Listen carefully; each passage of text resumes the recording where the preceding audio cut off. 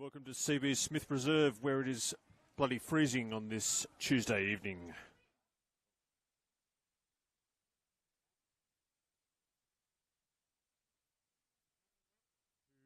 As Cade said, CB Smith Reserve, where it has been warmer in the past, if you know, because that's what tends to happen.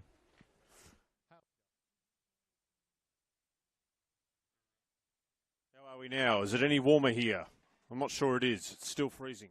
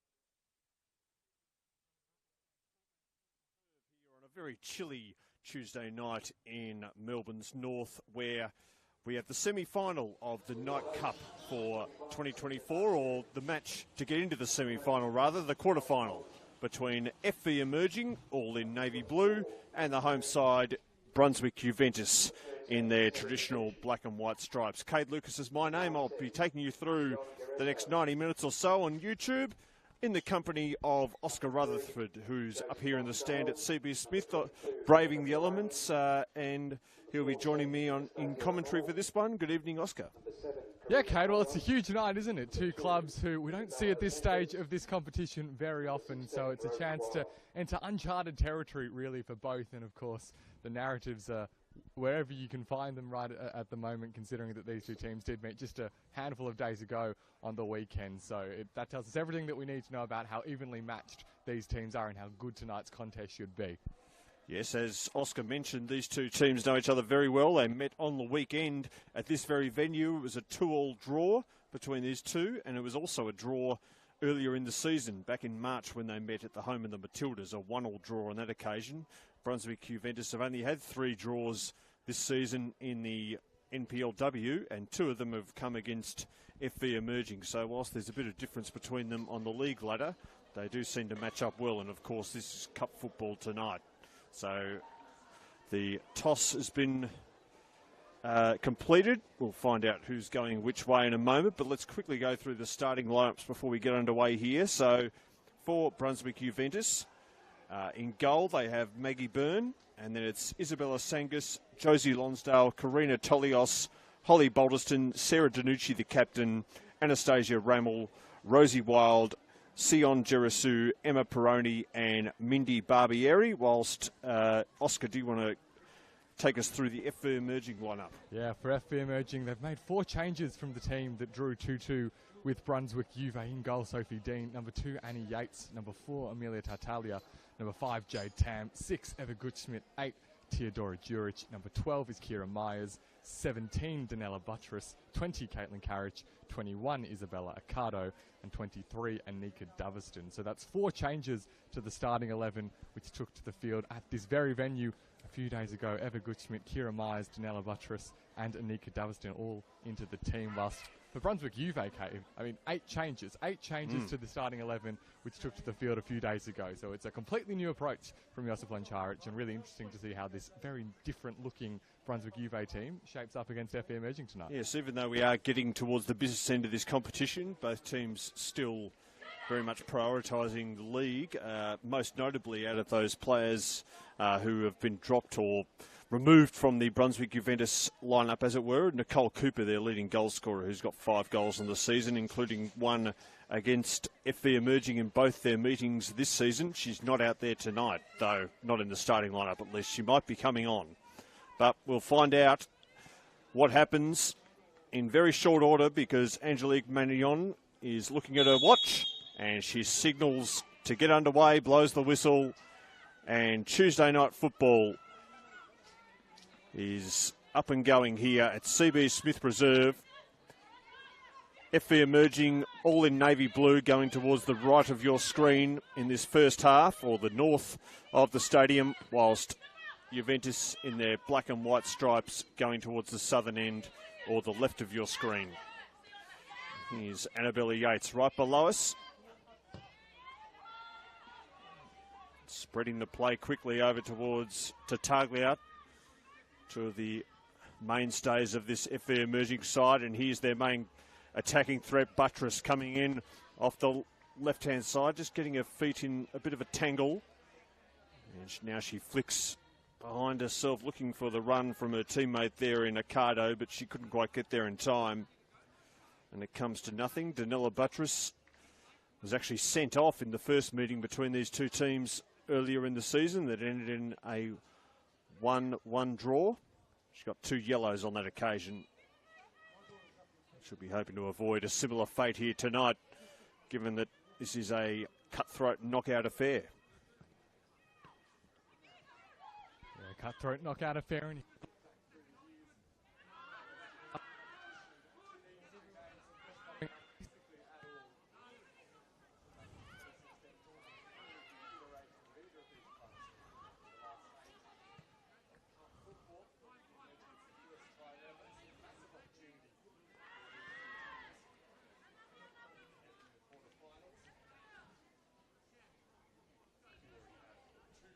semi-final.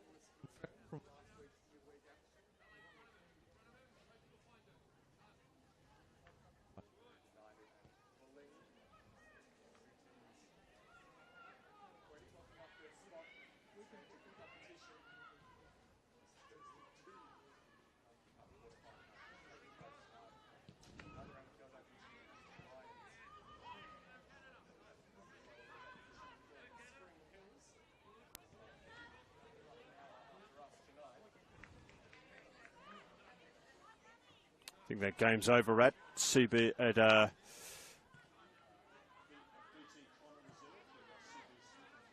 mixed up. And of course, not very far away. I think you could see the floodlights as we were driving in there as the crow flies very close together. Those two soccer complexes. There's quite a few pitches around here, all illuminated tonight. Various games and training sessions going on. But this one with the most riding on it. As Emerging have a throw here. Over on the far side in front of the benches. And they can't do a whole lot with it. We'll do it all again with Amelia Tartaglia rather. And it'll be a hat-trick of throws. They're slowly creeping their way up the pitch. It's in front of the FV Emerging bench this time. But if you've just joined us, you haven't missed a whole lot in these opening exchanges between these two sides. A very cool but clear evening in Melbourne.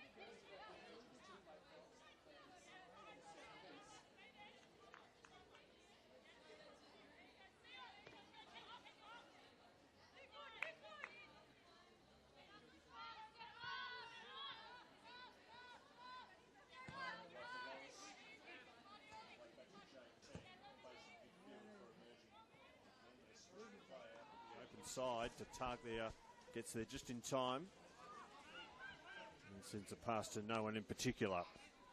It seems to be their modus operandi at the moment, though. The visitors, they are working that left side of the field, looking to switch play out there whenever they can. Hasn't reaped dividends so far, though.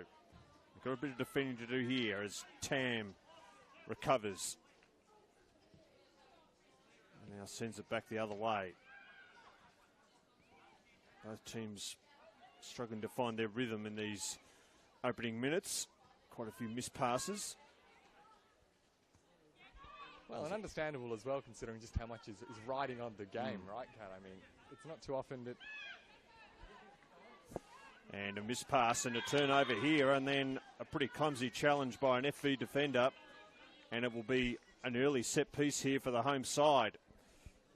It was Holly Balderston who was sent sprawling there. It was a bit agricultural from the FV Emerging player whose identity escaped me, but they and their teammates will be doing defending here because it's a free kick in pretty inviting territory for Juventus.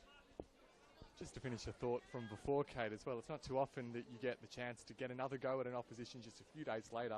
FV Emerging breaking Brunswick Juve hearts in the weekend's fixture with a couple of late goals as they did. Early free kick here, and they go for goal, and they don't miss by very much at all. The Juve players are claiming that might have got a touch from Emerging on the way through, but the referee's having none of it. It was Mindy Barbieri who really put the laces through that. And the keeper for Emerging, Dean, was at full stretch but couldn't get there. Luckily for her, it went the other side of the upright. A really impressive hit from Mindy Barbieri. You saw the venom that was contained in that shot. So a good little spell for Brunswick Juve. But now looking to send it the other way. Were Emerging. Janela Buttress's pass there to no one in particular, so it will be Juve who once again have the chance to build up from the back. Josie Lonsdale, of course, a former FV emerging player, was with the team last season. And this is Karina Tolios. This is Lonsdale. Position here, Myers. Attempt to centre the ball. Ends up at the feet of Caitlin Carriage. Now Anika Doveston, the space well closed down. A couple of Brunswick defenders. Still looking though to apply the early pressure. Annie Yates, now Carriage. It's the cross inside and it's well blocked by Karina Tolios. A chance now for FV emerging. Seems that free kick moments ago has sparked FV emerging into life. They quickly take it down the other end and get a set piece of their own. This time it's a corner from the near side. Looks as though it's Jade Tam who's lining up to take it. Kira Myers rather is there with her. They might go short. There's some options in the box though if they decide to go long.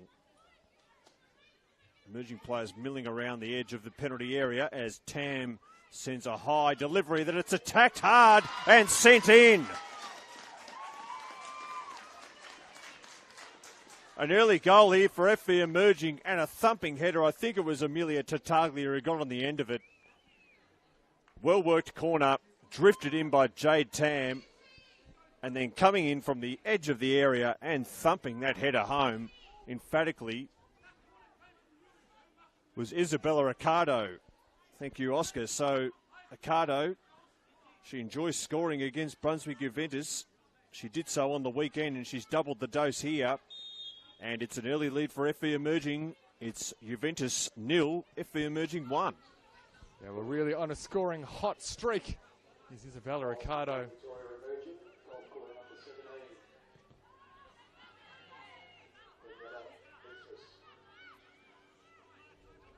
Okay, well, we've been okay, told on the PA that it's Danella Buttress. It didn't look like it to us. It was admittedly a bit difficult to tell, but anyway, no, it is a goal for FV emerging. That's the most important part.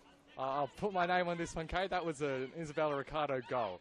Right. Well, you've looked at the replay, so we'll go with you. This is Karina Tolios now making her way down the left-hand side. Looking to slide the ball through. Some strong defending. Allows FV emerging to get the ball away. And after a game on the weekend where emerging spent so long trying to break down a stubborn Brunswick Juventus defence, to have that early goal means that this game is precisely in the position that Santi Escudero would have wanted early on. Attempting to play the ball was Holly Balderston. Pass, though, well off target. And just the last few minutes, Kate, you really feel that FV emerging have started to take a bit of control of how the game's being played. They have. And the Danders will really be up after that early goal. So important in these knockout games. We've crossed 10 minutes. And it was an opening 10 minutes where they were really probably second best for a fair bit of it. Brunswick Juventus, of course, had that great opportunity from a free kick that Mindy Barbieri didn't miss by much. And now they got defending to do the home side as emerging come forward again, knocking it away. There is Balderston. And it comes back out towards Myers, who will have a throw here just near the corner flag. So not quite a set piece for emerging, but not far off. It's going to be Buttress who will take the throw here.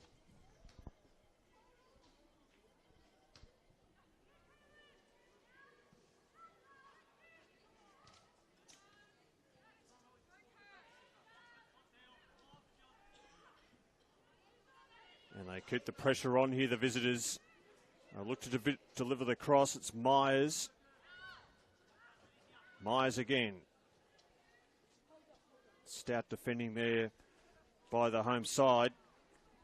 But they do concede another corner. And that'll be a worry for them because they didn't deal with the previous one very well. And now they have another one to defend from the opposite side.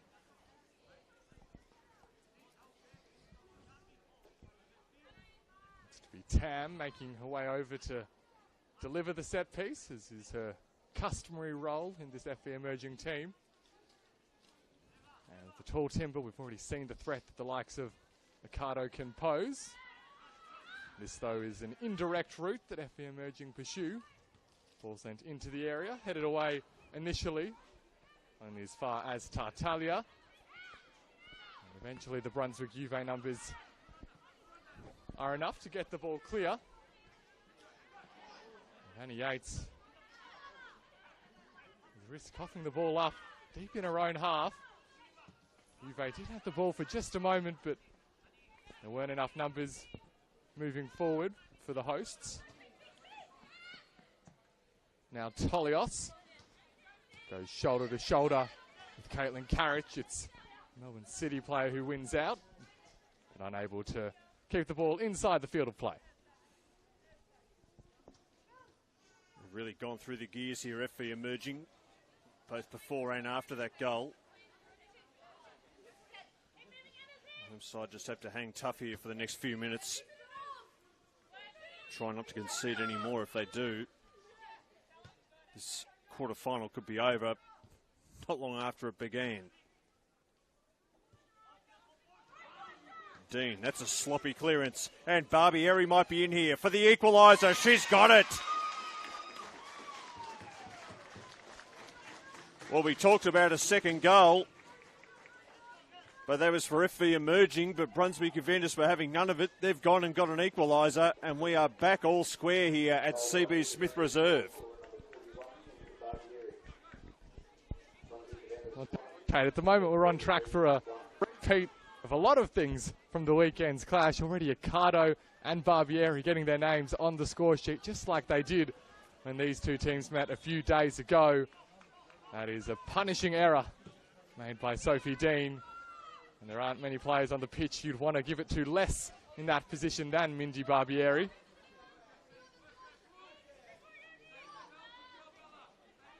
Making FV emerging pay as Annie Yates looks to quickly assist her team re-establish this, or their early lead.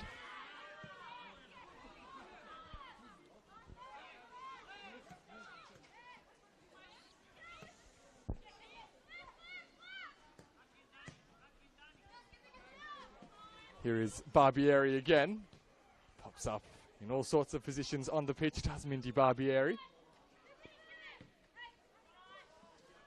The 1-2 with Tolios. You see the point as she directs her teammates to make the runs that she's desiring. Heads up towards Anastasia Rammel. Ball couldn't be taken under her control though, so that allows Danella Buttress to send it quickly down the other end, but far too much on it for Kira Myers. Just like that, the momentum is swayed one way, then the other. And Brunswick Juventus are well on top over the last few minutes. This has been a seesawing affair. Both teams have taken opportunities and also missed opportunities. You have to think there's going to be plenty more to come as this game plays out. We've still got a long way to go.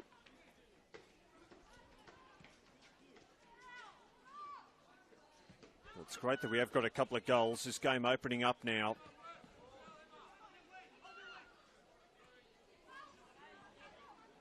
Emerging are trying to get back on their stride, trying to play some football, and they might have snuck in behind here. Carriage with their long strides, can't quite get there.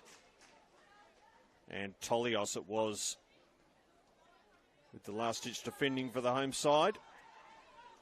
Results in a throw. It's Carriage. Too many shirts from the opposition in front of her, and then they've turned it over, and it's Jurich now for emerging. She tumbles down just outside the area, and it will be a free kick for the visitors, looking to put that equaliser quickly behind them, and they will have another free kick, this one on a much sharper angle than the one that Brunswick Juventus had earlier on. And it's Jade Tam who delivered the corner that resulted in Emerging's goal just before the 10-minute mark. Who will deliver the free kick here from a bit closer in. Two players in the wall ahead of her, including the goal scorer Barbieri. And just like with the corner, there's emerging players gathering on the edge of the area, and no doubt they'll burst forward and attack this cross if Tam can get it on the money.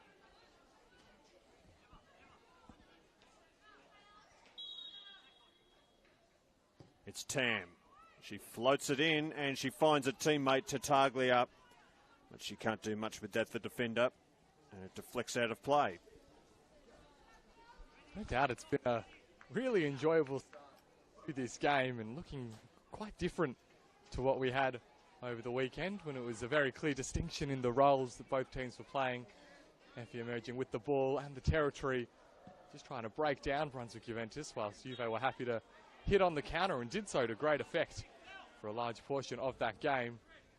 This one's a little bit more end-to-end. Perhaps not a coach's dream to have such an open, flowing game as this. From the entertainment perspective, it's certainly delivering. This is Barbieri, the goal scorer for Brunswick Juve. Opts to use the overlapping run from Karina Tolios. Still going, Tolios makes some space on the right boot and the shot comes in. The follow-up is there as well. And just scrambled away. It was Holly Balderston who was there in best position, but great scrambling goalkeeping from Sophie Dean. Great reflexes. She got down to that one very quickly, but then almost spooned it into the path of Balderston, who just couldn't quite steer the ball inside the upright, but they've got more defending to do now emerging. It's Barbieri who stands over.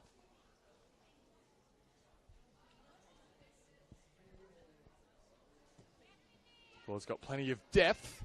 It's a strong defensive header though from Caitlin Carriage, showing her utility at both ends of the pitch. And Effie emerging are unable to prevent the corner at the other end. So a couple of chances in succession for Brunswick Juve. As we approach the 20-minute mark, there's been an opening 20 minutes not lacking in action. Hope you're enjoying it watching on YouTube. Kate Lucas and Oscar Rutherford with you. And it's a corner here for Brunswick Juventus. And it's their goal scorer, Mindy Barbieri, to deliver it. And again, it's a high floating delivery. Difficult one for the keeper. It's pinballing around. Balderston trying to bring it to ground. She does. There's navy blue shirts everywhere in front of her, though. And they could get hit on the counter here, Juventus, if they're not careful. They keep hold of the ball momentarily, and now they've lost it. Doveston.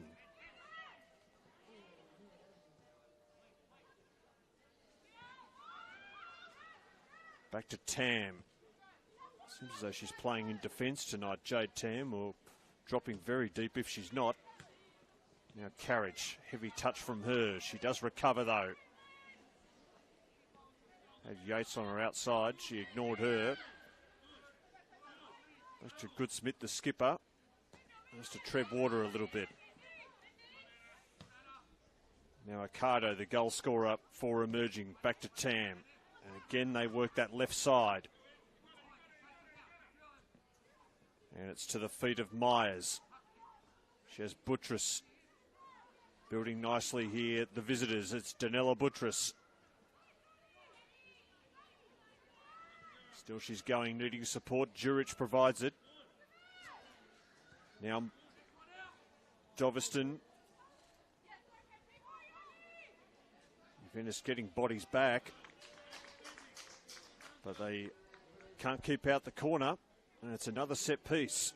And this is where emerging have looked dangerous. In fact, both teams have looked dangerous from the set pieces. It'll be Jade Tam to take this again from the near side.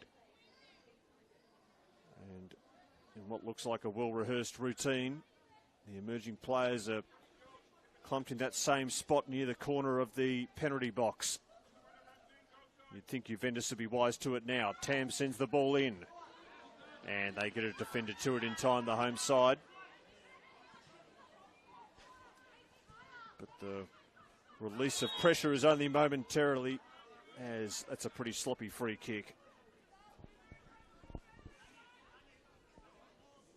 Juve dealing with that last corner a little bit more comfortably, maybe cluing into some of the player movements for emerging. cut it out before it found any of Jade Tam's teammates, but will be the player in the number 5 shirt who has featured heavily at the start of this game with all of these dead ball situations. Tam again with the delivery. There's Myers who got the header. Carriage now. It's a wonderful save. And eventually the ball finds its way in. Danella Buttress was there to put it home. And despite the best efforts of Maggie Byrne in the Brunswick Juve goal, FV Emerging forced the ball over the line. And having taken the early lead and being pegged back, FV Emerging once more find themselves in the driver's seat in this Nike Cup quarter-final. And the PA man has got it right this time. That definitely was Danella Buttress with the goal. And FV Emerging re-established their lead. It's been a good response to going, well, not going behind, but going back level. And really, on the balance of play, you'd have to say they're back where they deserve to be. Now it's a question of whether they can really bed down this lead and go on with it and put this game to bed. Or are they going to let Juventus back in again? We might soon find out as they're going forward here, FV Emerging, but there's nobody home on this occasion, and Byrne will be disappointed letting in that goal. Now rolls the ball out to her teammate, and here's Tolios. And she can't wriggle away from Yates. And again, they set up camp deep in the Juventus half here, FV Emerging. And Yates intercepts that throw from Tolios. Now Carriage. Deflected ball in. Yates is there. Buttress is there, but she can't beat the defender on this occasion. Maggie Byrne was right spot, right time, and made a crucial save. A wonderful opportunity for 2 goals in a matter of minutes. Oh, Danella Buttress making her return to this FV Emerging lineup as well. And that shot right at Brunswick Juventus goalkeeper. So a scary couple of minutes for the hosts.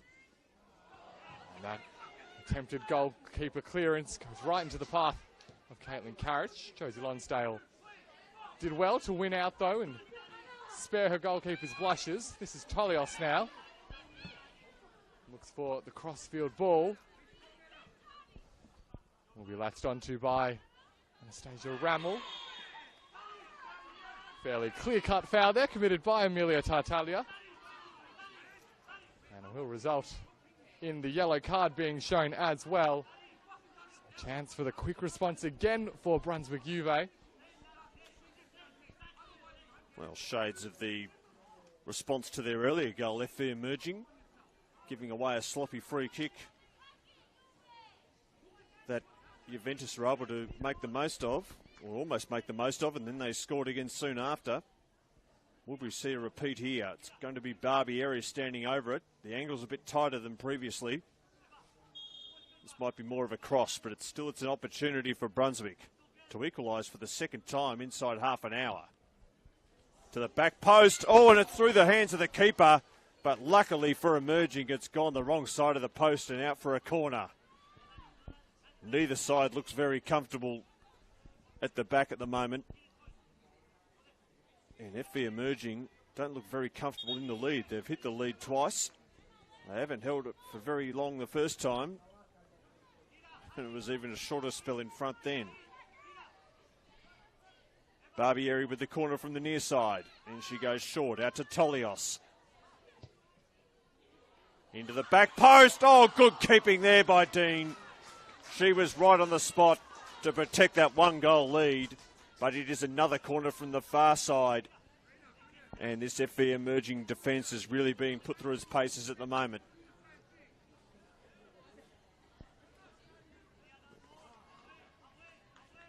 Barbieri with another corner. She's having to do a bit of work running from side to side. A few players out there warming up, giving us some advice, no doubt, up against the corner flag. In it comes again. Will it be third time lucky? Emerging don't clear with it all that, don't clear it all that convincingly. And now on the turn, an attempted shot there by Ramel, but now FV emerging on the break. Looking Danella Buttress, a little bit too much on it. Danucci gets there in time to get the ball clear. That chance just about a minute ago for Anastasia Ramel, very much cancelling out the one that fell the way of Buttress a few minutes prior to it. Looks on goal even when having to add to the score. This is Geras. Lost out to Carriage. Coming away with the ball nonetheless, Brunswick Juventus. It's a decent turn and the look to pass out towards Peroni, cut out by scorer of the opening goal, Isabella Ricardo.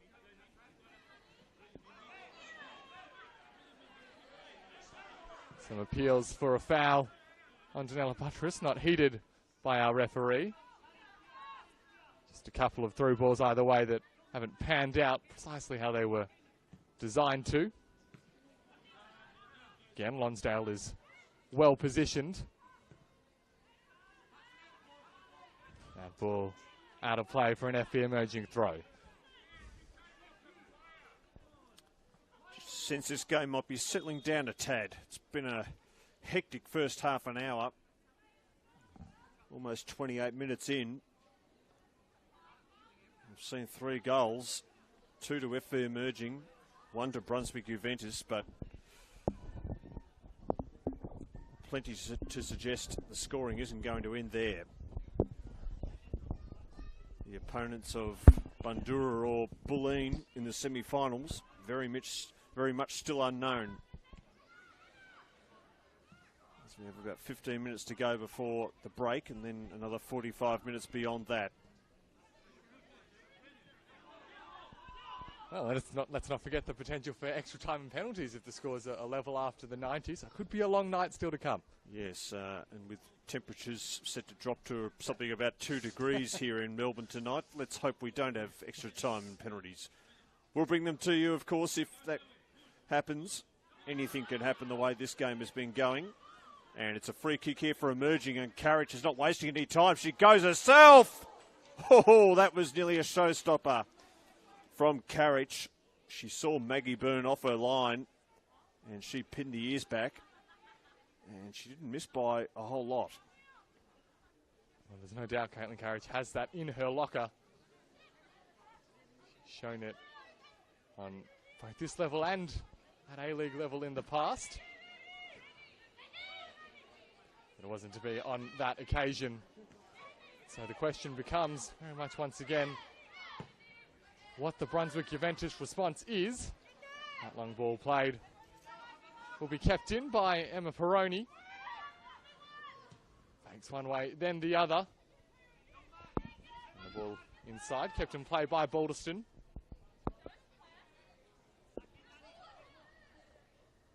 Ends in another Juve throw.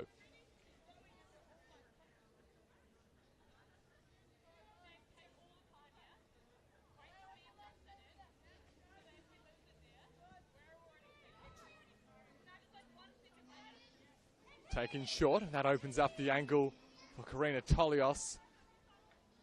Snatched a little though at the ball into the box. It's a comfortable claim as a result for Sophie Dean.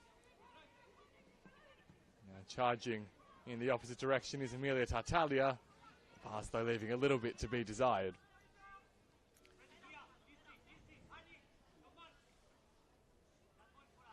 Santiago Escudero rather, barking instructions. You can hear him on the opposite side of the field. He's certainly one of the most vocal coaches in NPL Women's Victoria, Santi Escudero. He's constantly encouraging and energising his players. Not much encouragement there with that ball, which goes all the way straight through to Maggie Byrne, clad in pink tonight. She's already had a busier night than usual. Clearance here straight into the night sky and down to the feet of Gerasu. She's got Goodsmith for company, and she turns over the ball, and there's an emerging player down behind players. The referee lets play go on, and it's Goodsmith again. Looking for Yates, intercepted, and now we'll have a delay as Angelique Manignon sees the player who's down. Can't quite identify who it is from FV Emerging, but fortunately they're up on their haunches now and now up on their feet. I think it's Danella Buttress. It Yeah, is. it is, yeah. Just a little bit of concern for a player who started this game so brightly and, of course, has just come back into the team, but fortunately looks like she should be good to continue. Yeah. She did really go down in a heap and didn't move at all, which is never a great sign, but she's back up and going now.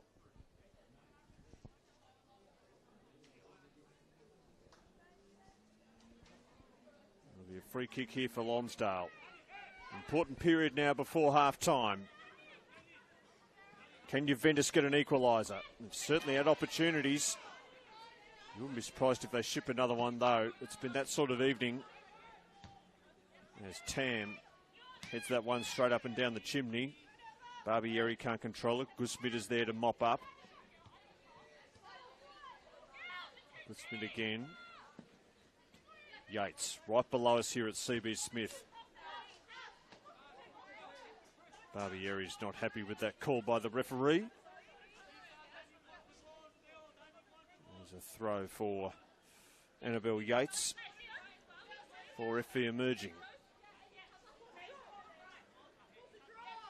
One of their experienced campaigners who's been with the Emerging program for a number of seasons. And it's As You Were. Annie Yates, one of the best in the FE Emerging team as well.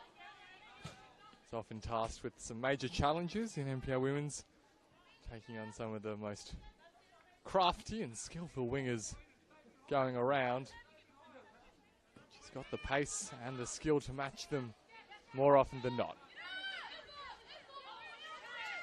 This is Carriage, who opts for the patient approach using Isabella Accardo. Opens up a bit of space with the 1-2 with Tam. Carriage again the target, and you see instruction for Lonsdale to close down the emerging striker as quickly as she can. That ball flicked on cleverly by Doverston. And the Buttress tees up Carriage now, who goes herself. The shot right into one of the Juve defenders, so out for another FE Emerging corner. Seen a cascade of these opportunities throughout the first half, particularly for the away team tonight. It's been a set-piece city a bit tonight, particularly corners for both teams. And neither defences look very convincing in dealing with them. But Emerging have been particularly potent. They've already scored from one. Jade Tam will be hoping to find a teammate here as she scoops it into the edge of the 6-yard box. It's headed away. Now Barbieri in defence just hooks that across her body.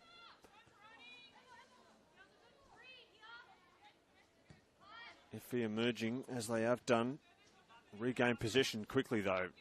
Looking to turn the screw again as we head towards the break. They'd love to go in with a 2-goal advantage. They'd almost have one foot in the semis if they do, you'd think. And they've got it here through Juric, now Gusmit. Here's Juric. She has Buttress ahead. She goes to Danella Buttress, who fizzes the ball across. But Carriage was never getting to that, and Maggie Byrne wraps her arms around it. And now Juventus come away through Barbieri to Tolios, probably the two home side players who've seen the most of the ball so far this evening. Tolios, always a busy player. Barbieri, who just, as Oscar mentioned earlier, seems to drift wherever she pleases. I've seen her in attack, of course, scoring goals, taking corners. Now it seems like she's back to help shore up the defence late in this half. That attempt to pass out, though, right into the path of the FE Emerging captain, Eva Gutschmidt. Out towards Carriage. The cross is into a great area. Eventually, Brunswick Juve are able to get the ball clear. Not for the first time tonight. Brunswick Juventus just putting themselves in a bit of trouble of their own making. in their attempts to work their way out patiently and deliberately from defence.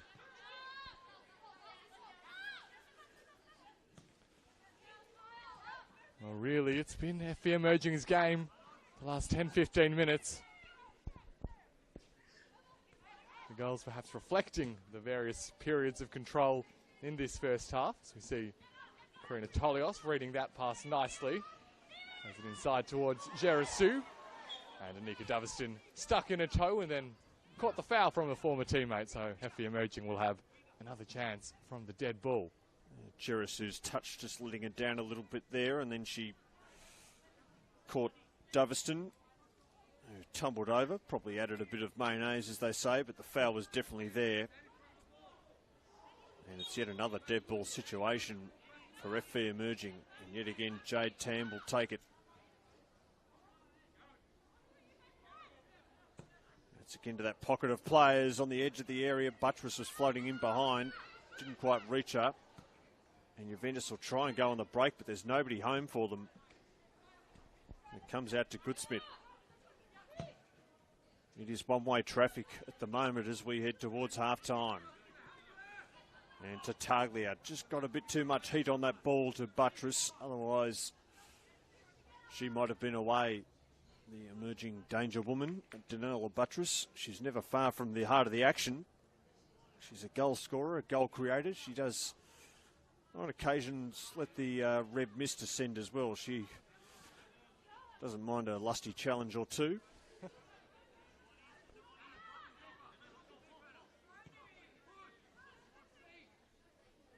There's Juric in midfield. Comes out towards Yates. Really stretching Juventus here, Emerging.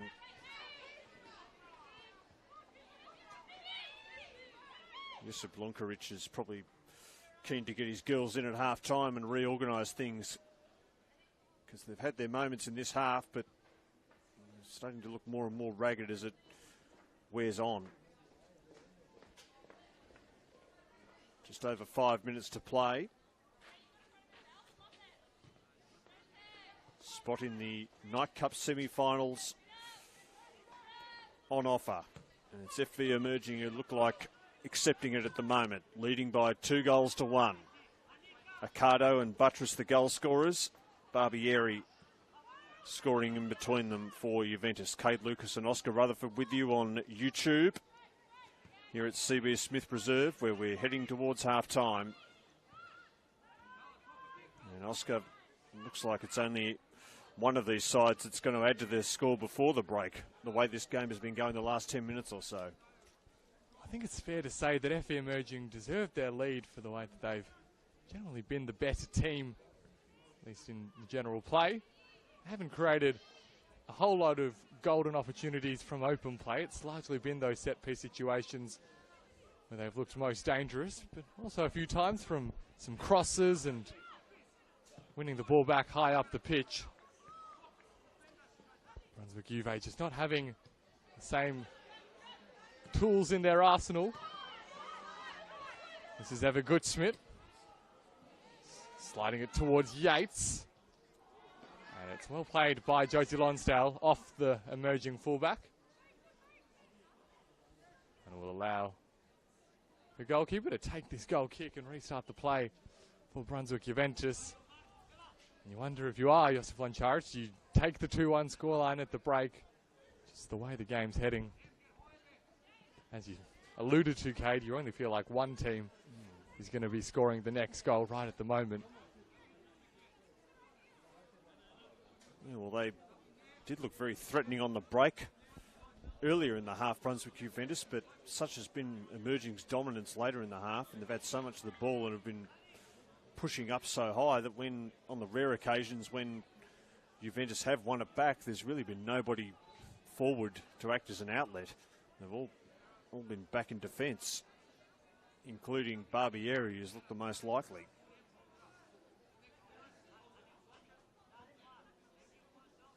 And again, it's a throw here for Emerging, deep in the final third. I feel if they get another one here before the break, it could just about be game over.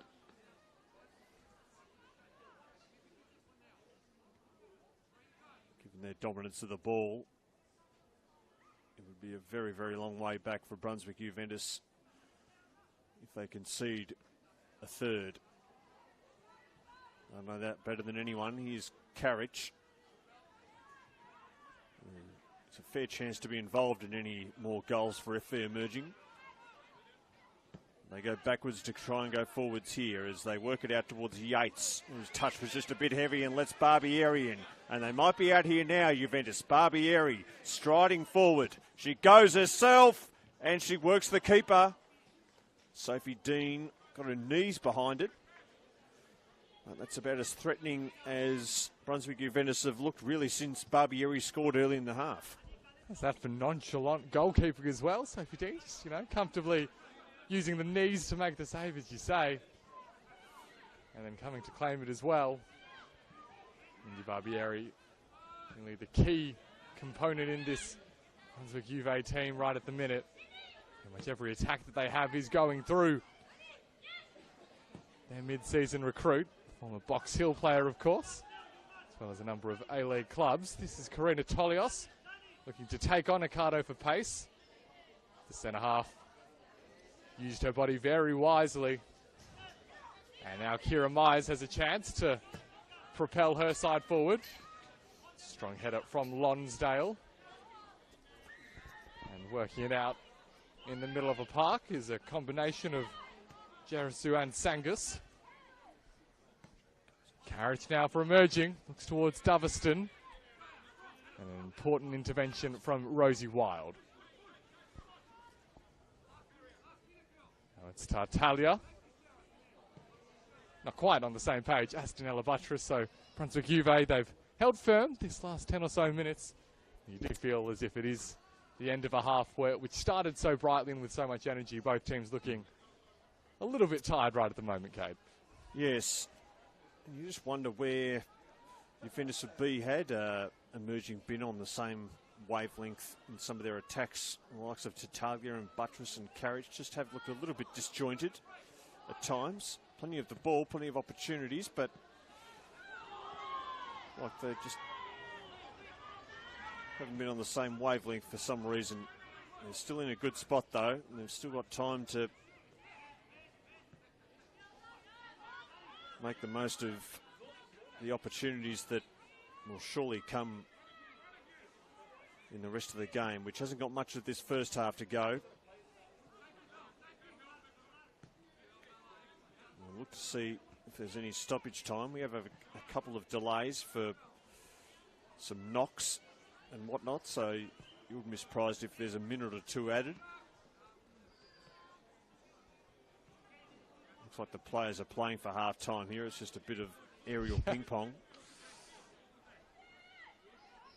Well, if you're FV Emerging, you've got to be content with the way the game stands. They've got a lead that they deserve, that they're more than capable of controlling the game when they take on this Brunswick Juve team, as we've seen both tonight and a few days ago. I think Sanchez Cadero will be happy with how the game's playing out right at the moment.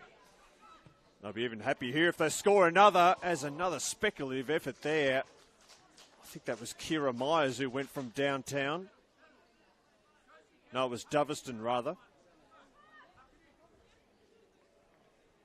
Seen both her and Caitlin Carriage have a go from long range, and both of them missed, though not by a lot. But that doesn't matter so much for FV Emerging, because they will go in for half time with a 2-1 lead anyway, because the likes of Danella Buttress and Isabella Riccardo didn't miss. They took the most of their opportunities. Riccardo early on with a header from a corner after about 9 minutes, an emphatic header it was too. But then Brunswick Juventus dragged themselves back into the game in pretty short order with a fantastic goal on the break from Mindy Barbieri.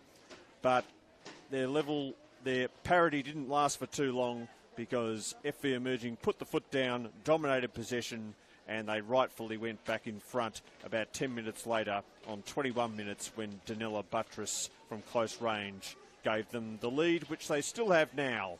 Half-time in the Night Cup quarter-final. As things stand, it's FV Emerging who will go through to the semis. They lead Brunswick Juventus by 2-1.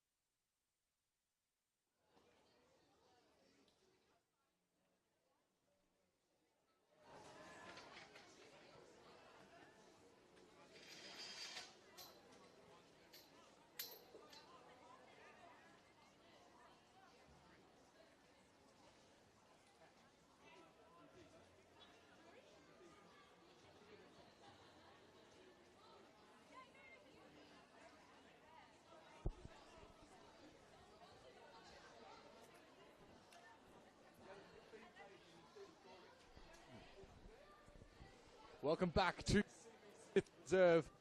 Second half about to get underway in this Nike Cup quarter-final tie.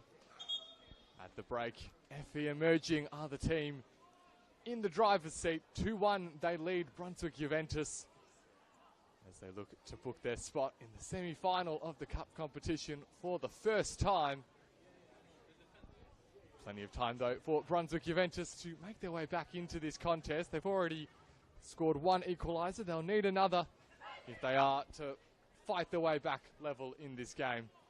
My name is Oscar Rutherford, joined tonight by Cade Lucas. And Cade, it was a really entertaining first 45. We had a few different styles of football, really started out helter-skelter, end-to-end, and mellowed a little bit towards the end, but plenty of reason to be optimistic about what the second half's going to give us.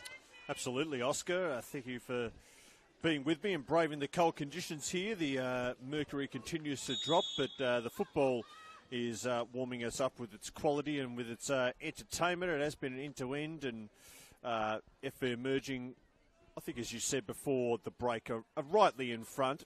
Brunswick Juventus have had their moments, but particularly as that first half went on, it was really the visitors who took control. And now as this second half gets underway, it's really up to Brunswick Juventus to try and change the tempo and the tenor of this game. And maybe score early in the half just to really give themselves a lift, because they were just really trailing their opponents in every facet of the game before the break. So we'll have to wait and see what Josip Lonkaric has done at the break in terms of the message and maybe the tactics he's given his team. It doesn't look like there's been any changes to either lineup that we can see as Sarah Danucci heads the ball out in front of us. So it's Emerging in the all-navy kit going towards the left of your screen, or the southern end in this second half. Brunswick Juventus in the black and white stripes going towards the north of CB Smith Stadium, or the right of your screen. And here's Barbieri, the goal scorer for Juventus, who almost puts that into the grandstand in which we stand. And it will be Sarah Danucci, the captain, with the throw, trying to drag a team back into this game and maybe into a Night Cup semi-final against either Bandura or Bulleen. It's out for a throw here right in front of the race. And it's Amelia Tartaglia to take it. And again, it's another ball into the grandstand. A pretty inauspicious first few minutes after the break, Oscar. Certainly has been, and we did see periods in that first 45 where both teams just lost a bit of their way going forward. You mentioned the chance to line up against either Bulleen or Bandura.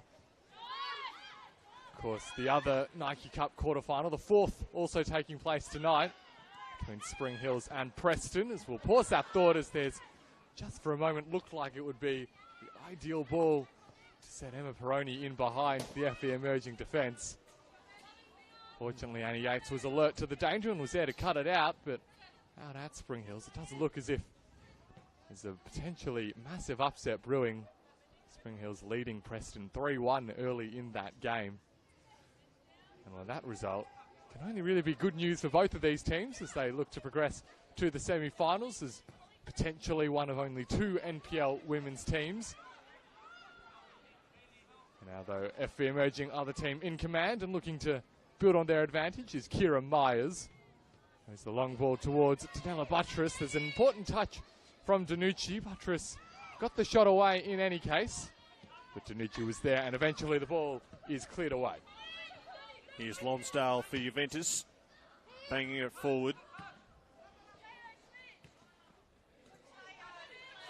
Tartaglia in close quarters, just keeps the ball in play. Here's Rammel for Juventus.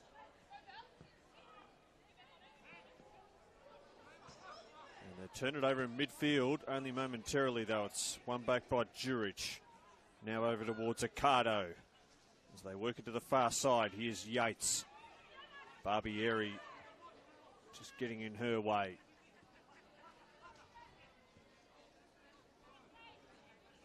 Rosie Wild for Juventus. Balderston. I was about to say she's probably been their best player, Balderston, and then commentator's curse would have kicked in because she sent that ball straight out of play. Fortunately, that was Not after I'd given her a wrap, but she still has been pretty good tonight. Had a lot of work to do in that midfield. As Danucci sends that one straight out of play, and we've got another throw.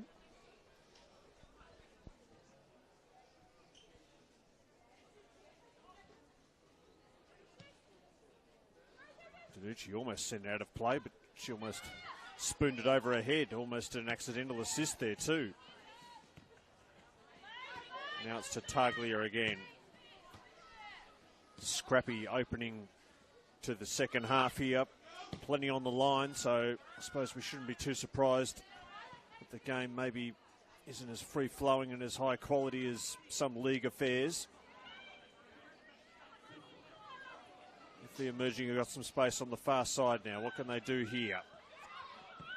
Tam spreads it out towards Buttress.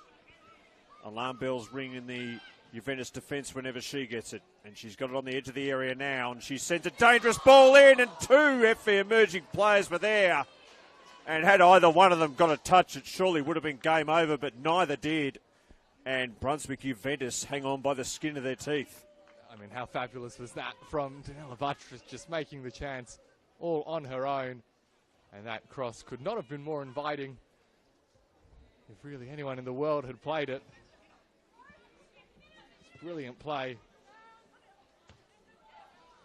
Fortunately for Brunswick Juve, though, they escape with the deficit still at just the one goal. You see Danucci giving an illegal shove, which will allow FE Emerging one of their first set-piece chances in this second half. And well, as much as it is the visitors who have seized control of this game early in the second half, they do have hope looking towards their bench. Brunswick Juve, a number of players, all of whom played on the weekend meeting between these two teams. As that long ball is sent in, fell to the feet of Buttress again. And unable to keep the ball from going behind is Karina Tolios. And as a result, Jay Tam will make her way over to deliver this FB emerging corner.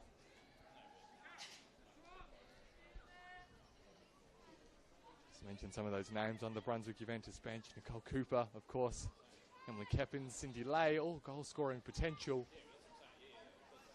But for now, they're focused on the other end of the pitch. The home team.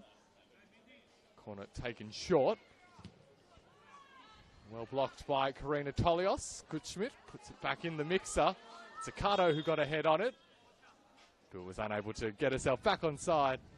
So it will be chance to restart from the goal kick for Brunswick Juve. And some much needed breathing space for Brunswick Juventus, who seem to find themselves in a similar position to what they were in the latter stages of the first half, on the back foot. As if the emerging go in search of a knockout blow.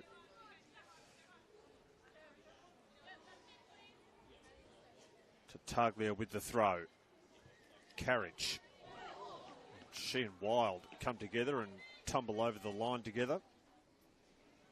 There's been a few bruising encounters down this near touchline. Nothing that really warrants the referee's attention, though.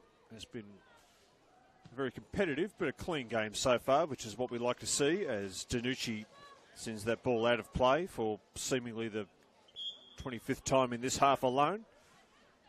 And the ground marshals in this part of the ground having their work cut out for them. They are. Looks like there might be some action on the Juventus bench here. A few substitutes getting ready to come on. In fact, they're going to do 4 at once.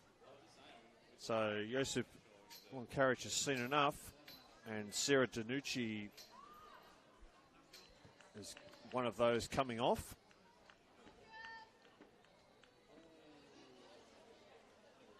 Well, without a fourth official tonight, Kane, that makes this part of the exercise a little bit less clear than maybe we're used to. Yeah.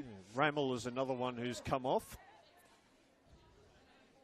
I think Josie Lonsdale might have left proceedings as well. Or no, it's... Yeah, anyway, it is a bit difficult from this far side of the field and with no fourth official.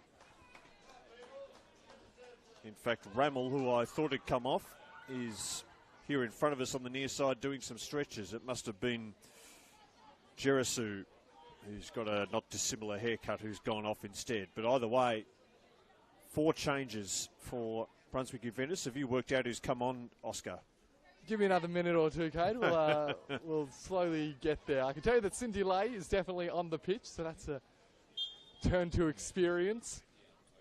We'll probably find out when one of them scores a goal in a minute or two.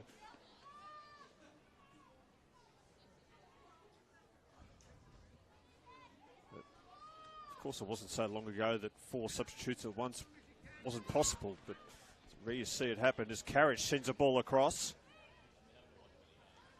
Boulderston there to try and mop up for Juventus. Myers there to try and keep the chance going for Emerging. They both go hammer and tongs, both end up on the floor. The home side will look to try and come away. It's one of the new additions, Fort Otto there. She couldn't quite control the ball, and Emerging have it back. It's Tam once again at the back, pulling the strings. Finding Tartaglia back towards Tam. Alyssa Smith looks like she's another one of the additions. She's going to have a throw here for Juventus right below us. Yeah, Nicole Cooper and Cindy Lay, the other two we haven't yet mentioned, who have been brought into the game. So all of the outfield changes, I think, by Emily Keppins now onto the park for Brunswick Juventus. This is Caitlin Carriage. To take on Josie Lonsdale, who's had really an excellent night in defence, taking on one of the tougher tasks in Victorian football in the shape of Caitlin Carriage. Long ball over the top, hoping for Cooper. And Ford Otto loses out in the wrestle with Jurich. Long ball sent forward by Anika Doveston, asking a little bit too much of Kira Myers, who looks to have moved on out to that right-hand side.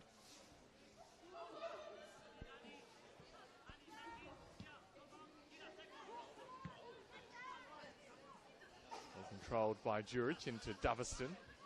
Now Myers again. Has the overlapping run being made by Annie Yates. Looks centrally instead. Doveston's return pass a little bit too skinny for either of her teammates to rescue the chance.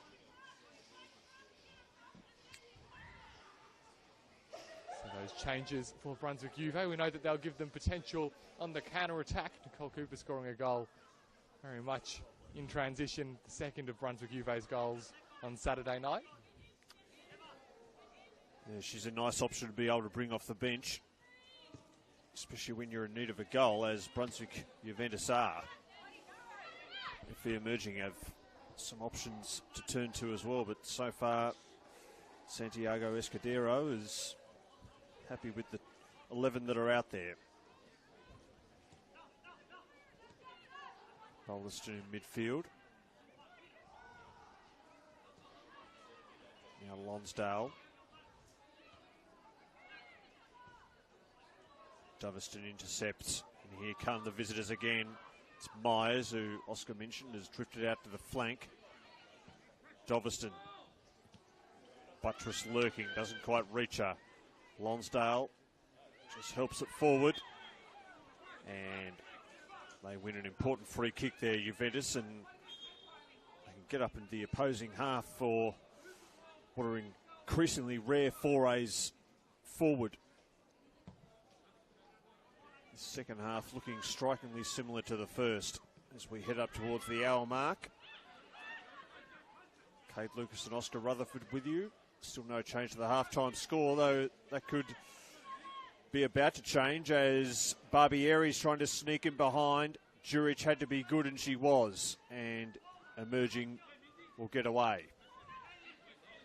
And just as Brunswick Juve get the ball forward, FE Emerging take it back the other way. Quick, smart. It's a decent first touch, and then the long-range strike comes in. And a wonderful effort. And who else but Tanella Buttress, who's just been a live wire all night. And so good to have back in this FE Emerging team. Beautiful first touch as well. Just enough weight to give her room to really wind up, but not enough to give her opponent time to come in and snatch the ball. And we were right behind it. It was always going a bit too high, but She's a player capable of the spectacular.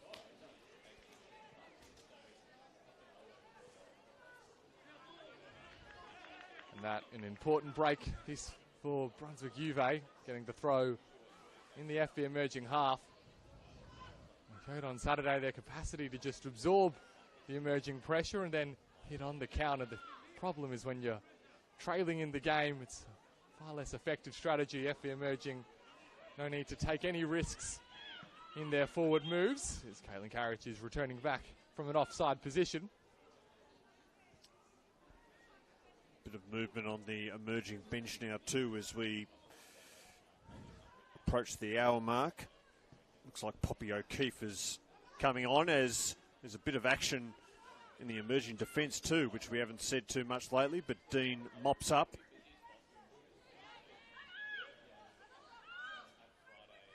Now it's Tam. Despite the lopsided nature of general play, they're still only a goal down, Juventus. That's all they need to at least get back on level terms and maybe take things to extra time and penalties. All options still on the table here at CB Smith as we get up to the final half an hour of this one. It's a throw here for Tartaglia.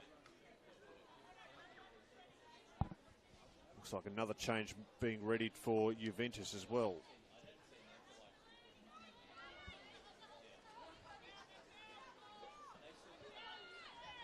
Tartaglia after good work from Doveston. Now Carriage. Drifting backwards a long way, but she has an outlet back there in Yates. Juric. Goodsmith, the skipper. And that's a lovely pass down the channel. Good build-up play here from emerging, but Wild was there to break it up.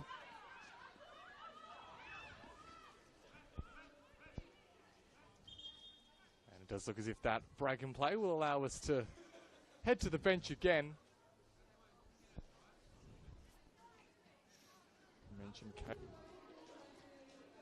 Does look like it will be Poppy O'Keefe, one of the players brought into the game. And presumably for Brunswick Juve, their change will be Emily Keppins entering the field of play. Yes, so O'Keefe on and Juric is off for emerging. So just the one change for them by the looks of things. And the Brunswick Juve change will be held just for the moment.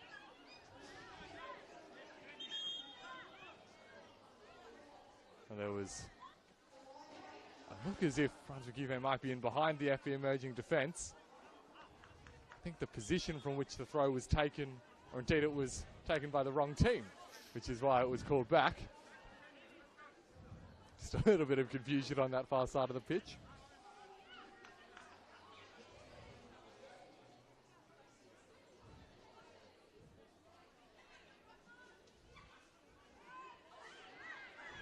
This game finally poised. Our referee taking a moment to think about whether there was too much contact in that shove, and indeed the decision was yes. And now she's decided to give a card to Josip Lonkaric. So a couple of decisive moments there from the referee. I guess we've seen a couple of times tonight. Carriage, I think, was fouled, but I think she did flop to the ground for dramatic effect. But the foul was there. And from the resulting free kick, emerging will come forward again. As I mentioned a moment ago, for all their dominance, they're still only ahead by a goal. And the longer that remains, maybe the more nerves will creep in. Here's Tam. Another long delivery. Accardo the target. It skims over a couple of heads. And now Carriage arrives to send another great ball back in. Buttress got purchase on it. It was always going wide. And Brunswick Juventus once again live to fight another day. You saw the idea, didn't you? The attempt to header, send the goalkeeper, or wrong foot the goalkeeper rather. Always an unlikely position though from that far out with the headed attempt. See Janella Buttress hits the deck whilst attempting to turn past Alyssa Smith, who now charges forward from her own team's half. It's head to head with Accardo. And as that ball comes off Cindy Lay. They could have a problem here, Juventus. Rammel has had some problems maybe with a hamstring or something, or a calf for a while, and she's going to have to come off, and they've only got one change left. It looks like it's going to be Keppins who comes on, and it's Rammel who's off. And she's come straight off below us. Yeah, well, we saw Rammel stretching out maybe the calf or the hamstring as those initial 4 substitutions were made, didn't we? So it felt like a matter of time, but Emily Keppins, former FB emerging player, now getting a crack at her former teammates. Yes, I don't know if that was forced or designed, but either way, from the resulting throw, the ball almost comes up to us here in the stand. I wonder if, had Rammel been able to continue, whether another player was supposed to come off instead for Keppins, but either way, Josip Lonkarich has exhausted all his changes, so to get back into this game, this is the 11 that's going to have to do it for Juventus. And time starting to become an issue too. We're almost 65 minutes in. Still FV emerging ahead on the scoreboard and controlling general play as Buttress can't quite skip past her opponent in Smith down below us. There will be another throw. A lot of throws on this side of the ground emerging since half time. And many of them have resulted like that, going straight back out of play.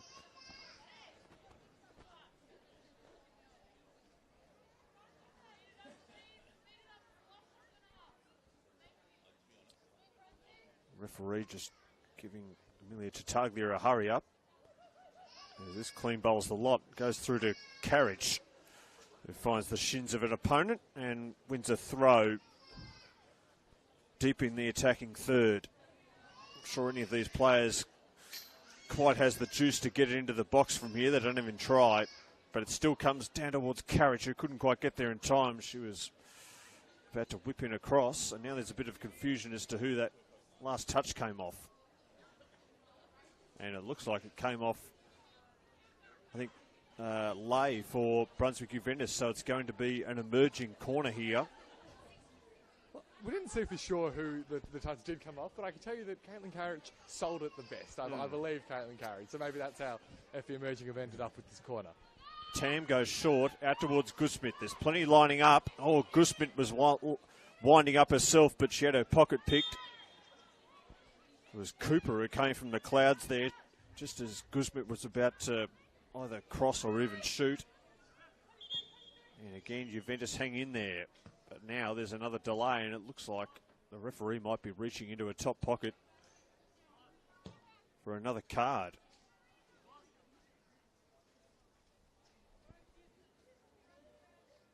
We're getting the substitution in the break. Is it Kira Myers heading towards the bench? I think it's Karina Rossi who's now ready to make her way on. So some pace and attack for Santi Escudero in this final 20-25 minutes. The referee went to her pocket and wrote some notes down, but it doesn't look as though it was for a booking. Maybe that's she was doing the fourth official's job, given there isn't one tonight. Carriage was about to wind up there too. Brunswick Juventus managed to stymie her, and now they can go on the break. It's Barbieri. Her cross goes nowhere. She'll try and pick it up again. She's been a bit quiet since the half, Mindy Barbieri. She wins a throw here. They're inside the emerging half, Juventus. Can they make the most of it? It doesn't look like it. Instead, it looks like the visitors are coming away through O'Keefe, who's got fresh legs. She's just come on. She finds Buttress. She's got Smith with her. Smith does well. Wins the ball cleanly, and they'll try and turn defence into attack. Cindy Lay just runs into a couple of navy blue bodies as the struggle for Brunswick Juventus to get out of their own half continues. We saw a little bit of time on the ball for Mindy Barbieri about a minute or so ago. She's someone who was so heavily involved in that first half, but has really been unable to get into this second 45. That very much a reflection of where the game is being played on the pitch. This is Doveston. Out to the right-hand side where the substitute Karina Rossi picks up possession. Makes a run inside and uses Doveston. And the overlap comes in the form of Yates. We'll have an FB emerging throw deep in that far corner. And they'd be very happy, the visitors, if the remainder of the game was spent right around this part of the pitch, you'd imagine. Throw and taken short for Carriage, who uses her strength to shield the ball.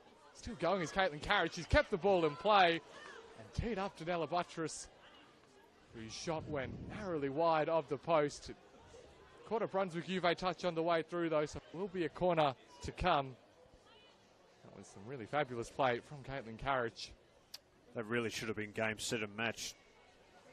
Brilliant play, as you mentioned, by Carriage and Buttress. She was unmarked, should have put that away.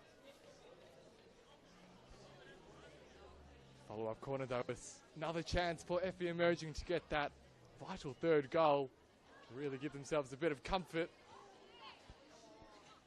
Ball flicked out towards Tartaglia. Now O'Keefe looks centrally where Anika Doveston tries her luck from range. Never quite looked well balanced enough to trouble the goalkeeper, though. So FE Emerging maybe just raising their tempo a little bit as they hunt for that third goal, Kate. Yes, they'll be wondering why they haven't put this game to bed already. They've had the opportunities and they've certainly had enough of the ball. Brunswick Juventus are still there. Tam. To Taglia. O'Keefe almost did the splits but managed to get up and then fell an opponent in the process. And now she's going in the book. Lonsdale, who's down and still down. Poppy O'Keefe has only been on 10 or so minutes. She becomes the first outfield player to go in the book tonight. Josip Lonkarich, the Brunswick Juventus coach, has already been booked. In fact, it's Balderston who went down there, not Lonsdale. But either way, she's back up on her feet, which is good to see. And it's Barbieri with the free kick. She's a long way out. But can she manufacture something here? The referee's lost a yellow card out of her back pocket. That's something you see every night. She's retrieved it again, and now we're away. And Barbieri goes for broke. And probably bit off a bit more than she could chew there. Mindy Barbieri. He's off target and Dean saw it all the way. I need to do a bit better than that, Brunswick Juventus. It's all well and good to hang in the game, but eventually they have to score a goal, at least one. After their early efforts, that's something they really haven't looked like doing. Carriage. Now it's Karina Rossi, who's also just come on the field for Emerging. She can have an impact here. That's a great ball, and Byrne does well. She just dropped it in front of herself. She knew what she was doing and then took it on the second attempt. It was a good delivery. But she held her nerve there, the Juventus custodian. As Lonsdale can't squeeze her way between two emerging players. Referee allows play on, and Carriage back with the last-ditch tackle. Tempo going up here. This is a cup game that is in the balance. Less than 20 minutes to go on YouTube. Kate Lucas, Oscar Rutherford with you.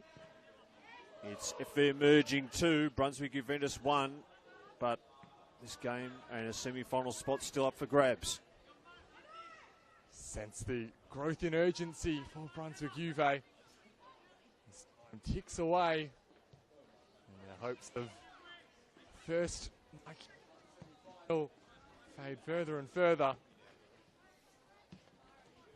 There is still time. There will still be chances. Alderston loses track of the ball. Looking to reinstigate is Cindy Lay. That pass is too much on it.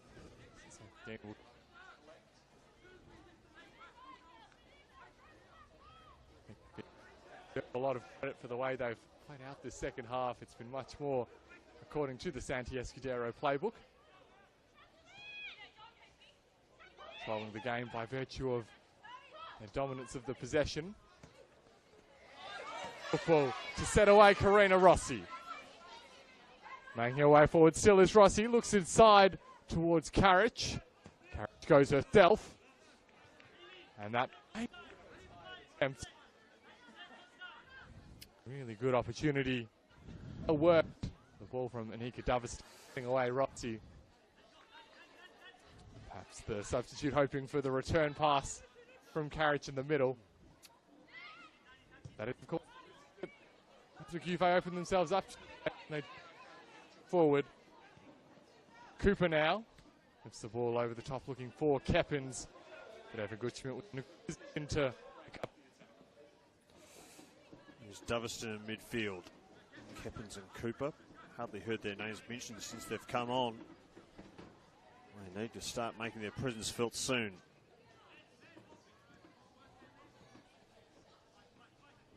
Here's O'Keefe in midfield. Down the channel, Buttress was lurking, but just a little too far away. And it's again into the hands of Maggie Byrne. Inside the last 15 minutes of normal time.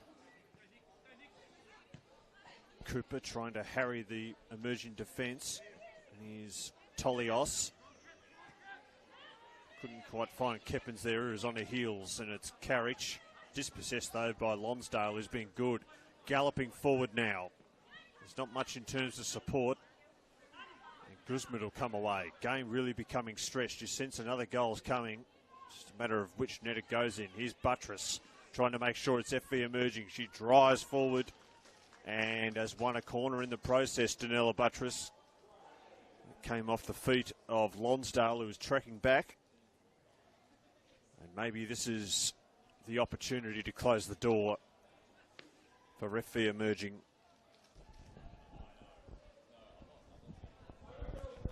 They've had more than enough opportunities to do so.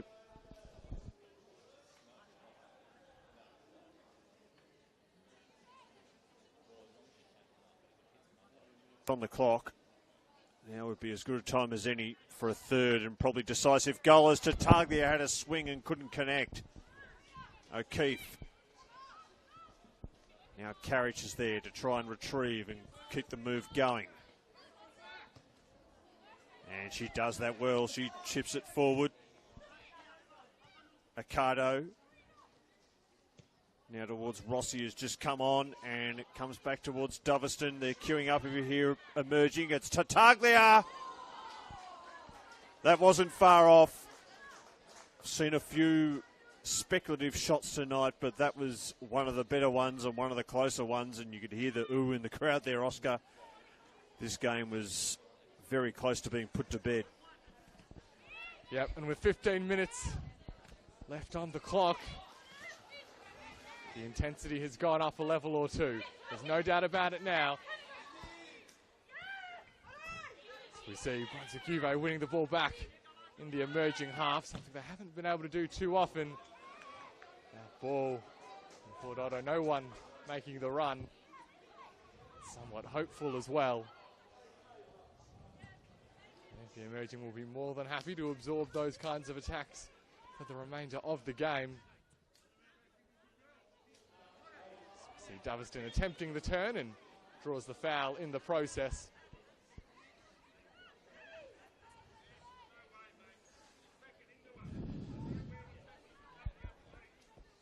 The emerging very much one of the teams still in the finals race in NPO Women's Victoria. Some nice play from Annie Yates to get through. The defensive covers there for Brunswick Juve, who are facing a very different challenge in the league to FV emerging at relegation dogfight. They did get themselves off the foot of the table with the point that they took from this very fixture on Saturday night. Still a number of big games coming up over the next couple of weeks against their relegation rivals Brunswick Juve, so they'll be turning towards those very quickly if they're unable to get themselves back into this cup tie.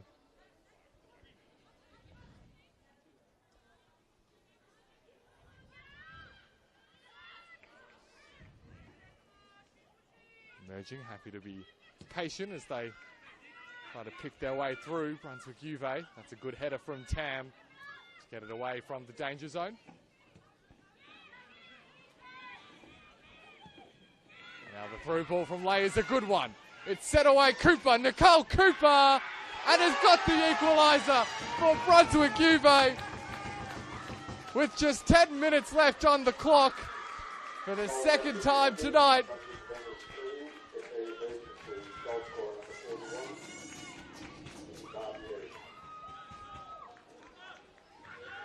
Brunswick Juventus have themselves back level and could well be sending us to extra time at CB Smith Reserve. Well, what a dramatic late twist, Kate Lucas. We didn't see it coming. It didn't feel like it was on the way, but they just needed one chance, Brunswick. And boy, did they take it. Yes, it is Nicole Cooper. I thought that's who it was at first, and then the PA man said it was Mindy Barbieri. The ground announcer keeping us on our toes, you know. He is, but it was Nicole Cooper, and really, who else was it going to be? She's a goal scorer, that's why they brought her on, and she has levelled this tie up, and now FV Emerging have got some other problems. They've got a player injured here. And I'm not exactly sure who it is, but I think it may be Danella Buttress.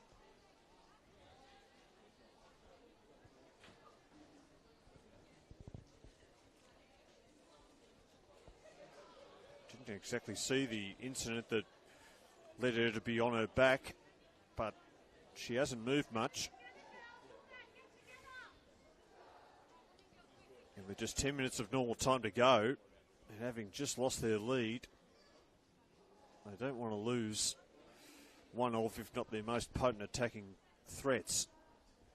Should have a very good shout for best player on the ground tonight, Danella Buttress. She's been everywhere that there has been danger posed by FV Emerging, and of course has that goal to show for it as well.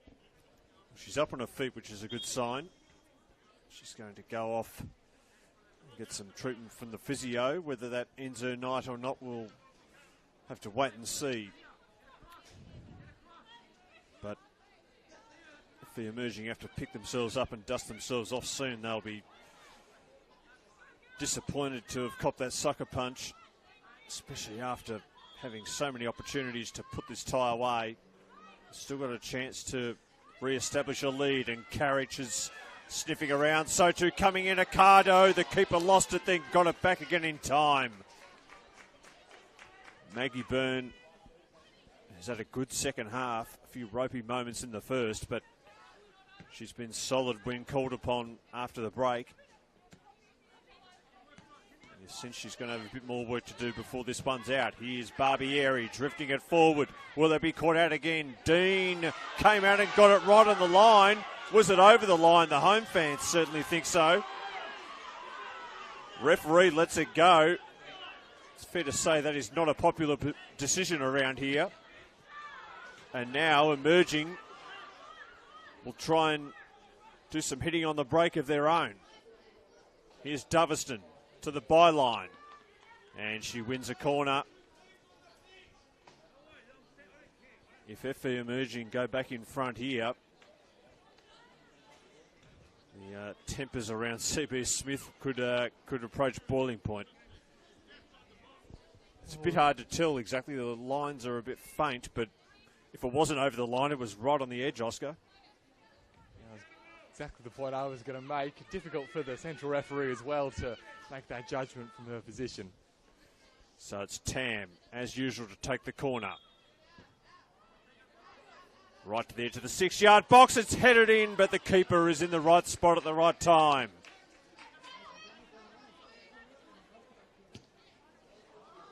And then she sends her clearance straight out of play below us. Big few minutes for Maggie Byrne, making some really important contributions. All of a sudden this game feels wide open again.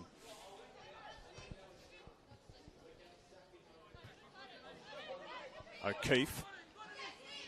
Cooper nearly stole it from her. Tam. And now Barbieri again seen some long-range efforts tonight, but that one tops the lot. I'm not sure it even would have had the juice to get there had the keeper not been standing between the sticks.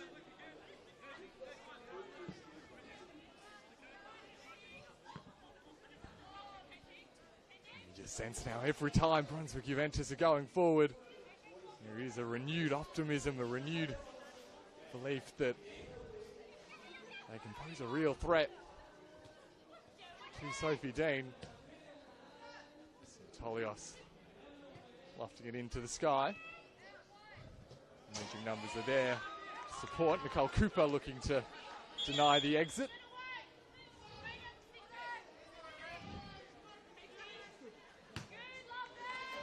Tolios wins the ball back. Asks a bit of Keppins. Cooper couldn't keep possession for her team, but winning it back is Wild. Contemplated the long-range shot, but she slid it through instead. And all of a sudden, it's Brunswick Juve looking real dangerous, probably even more dangerous than FV Emerging each time they go forward. Yes, this game has really flipped on its head in the last 5 or so minutes. Brunswick Juventus suddenly have belief coursing through them. They can win this. I'm not sure they did believe that earlier in the game, but they certainly do now. FV Emerging coming forward, but suddenly their efforts are looking increasingly desperate. O'Keefe over towards Rossi. Can she re-establish their lead here? Rossi's away. She squares it, and that's over the top from Doverston. Always spooning that one.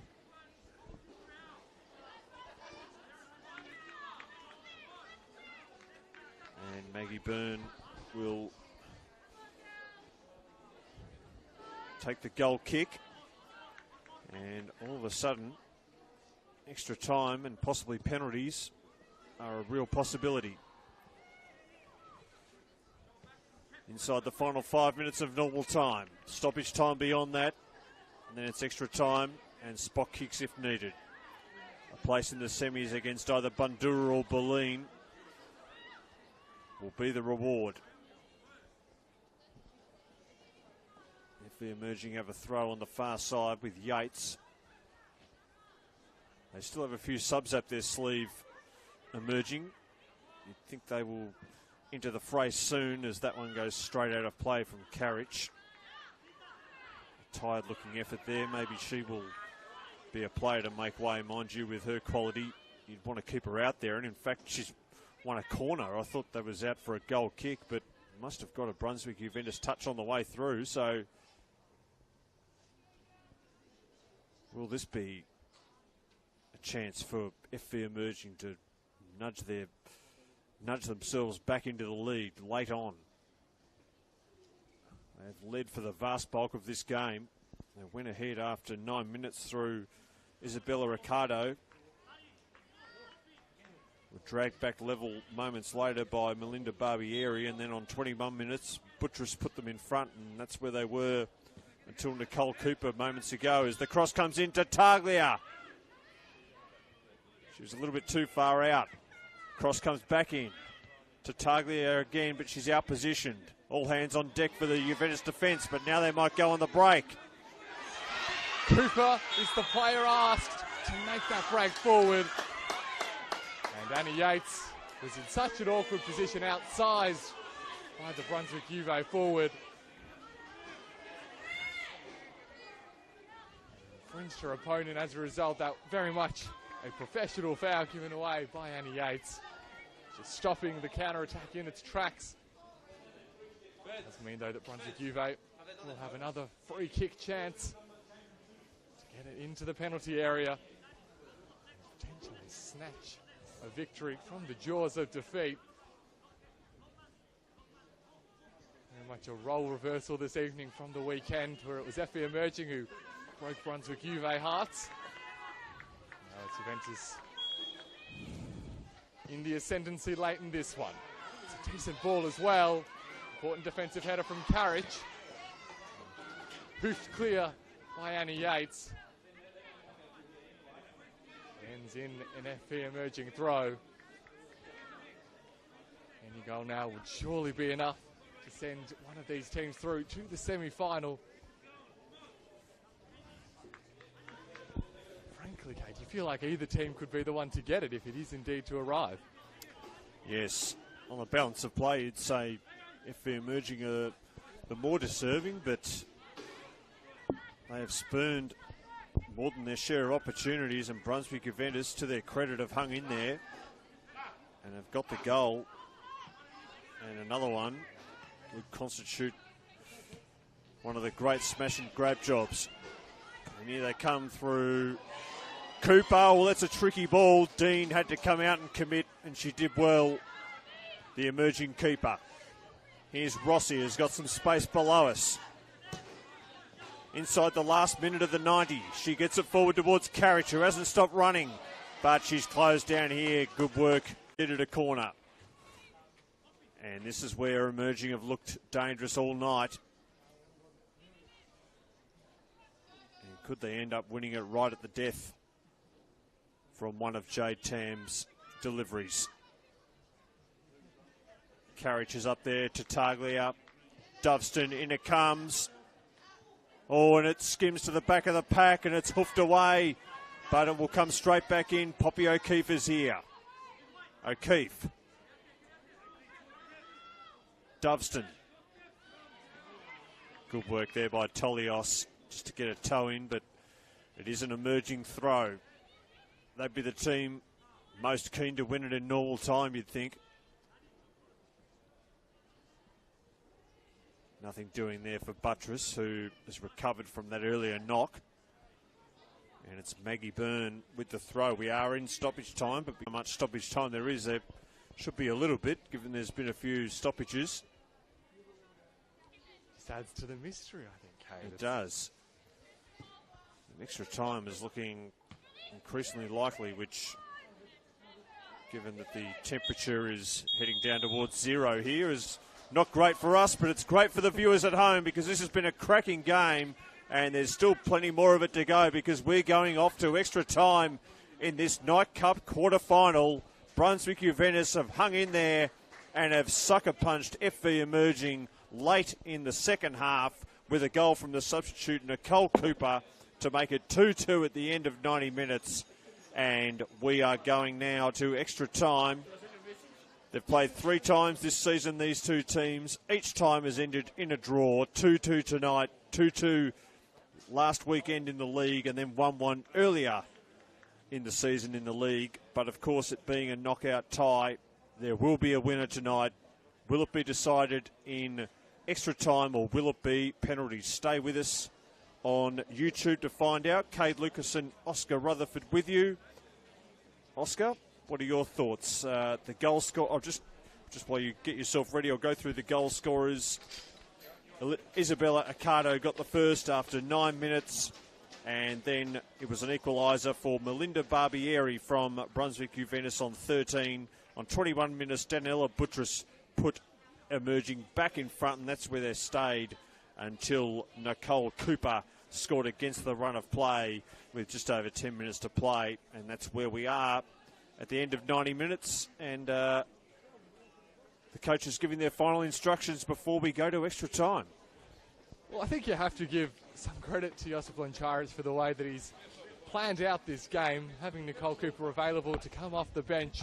There was always such great potential, as we saw on Saturday night, for the Kiwi striker to get in behind and use her pace and punish FV Emerging, who've been shown to have a bit of a soft underbelly in the 2 meetings that they've had with Brunswick Juve over the last few days. Well, really, you felt like as we were heading towards the end of the 90 minutes that either team were capable of getting the late goal that maybe prevented extra time.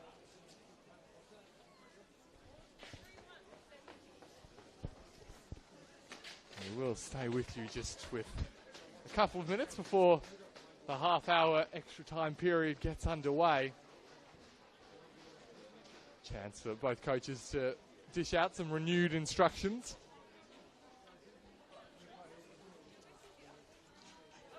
Well, despite FV Emerging controlling the majority of that second half, Kate, you've got to say that going into the extra time period, Brunswick Juve, they've got the momentum.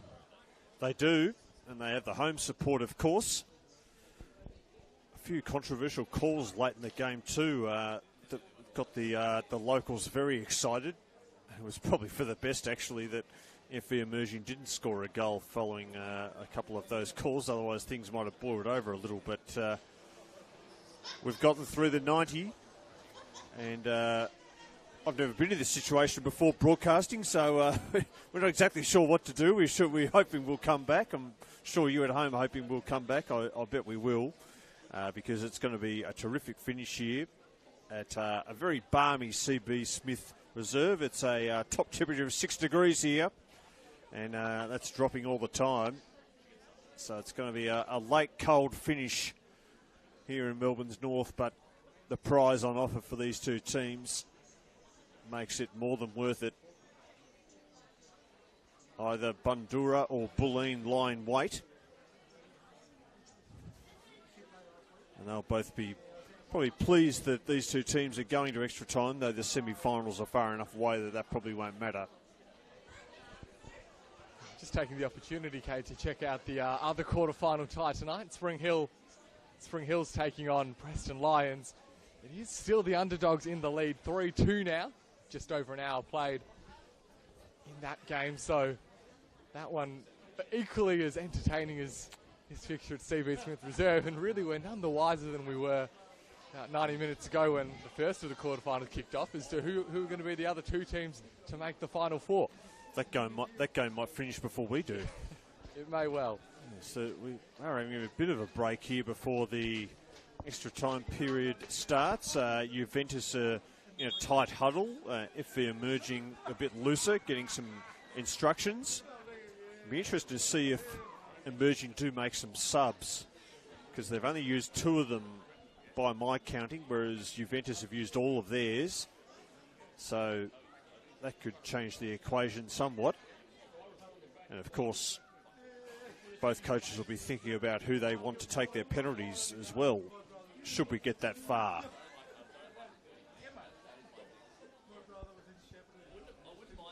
It's a bit of a pro and con for Brunswick Juve. Of course, they're still in with a shout of getting to the Nike Cup semi-finals, and that will no doubt be the main objective, and they would absolutely take that regardless of any other consequence from tonight. But they've got 2 mammoth games for their MPLW season coming up in the next couple of weeks.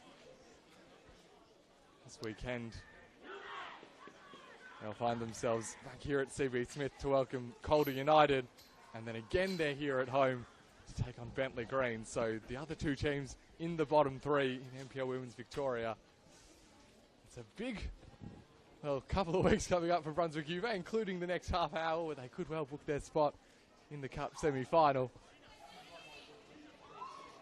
Okay, well, the break has been done and dusted. The players are back out there. And it's extra time. Here we go. Doesn't look like there's any changes to the lineups, at least that we can see. It's going to be Emerging in the navy, attacking the northern end or the right of your screen. The home side, Brunswick Juventus, in the stripes, going towards the south or left of your screen. Stay with us. Buckle up. Extra time Cup knockout football coming to you on YouTube. Cade Lucas and Oscar Rutherford at CB Smith Reserve. It's finished 2-2 between Brunswick Juventus and FV Emerging. They've now got 2 spells of extra time and then possibly penalties to decide who will go through to the Night Cup semi-finals. And here's Buttress. Will she have an early say? It dribbles out to Doveston. And now over towards Rossi, one of the 2 substitutes who've come on for Emerging. She's driving down the channel here. Teammates arriving in the box. Tolios, who's worked hard all evening. Harry's now Barbieri, who scored the first of Juventus' 2 goals. Sends it forward. Gusmit, the skipper for the visitors. Yates. Familiar pattern forming. Emerging, dominating the ball. Juventus with plenty of black and white striped shirts back, and it's into the path of Sophie Dean. So often these extra time periods can be down in the mud in terms of the football that's being played. It's difficult, it's physical, it's contested. This is a chance though for Caitlin Carriage, potentially in behind the Brunswick Juve defence. And it's one way then the other, but as has really increasingly been the case throughout the night, Josie Lonsdale putting in a mammoth performance at the back. Ball picked up by Gutschmidt. Now it's Brunswick Juve who will make their charge forward. Cooper was the intended target. Tartaglia getting across and sending it over the fence. She's worked her socks off tonight. Amelia Tartaglia. As have a lot of the emerging players, they, as I mentioned, haven't made too many changes. Clearly a very fit outfit, as are Brunswick Juventus. But they'll all be feeling the pinch. No matter how cool it might be, I'm sure the players are not feeling so cool. They'll be running on fumes, many of them.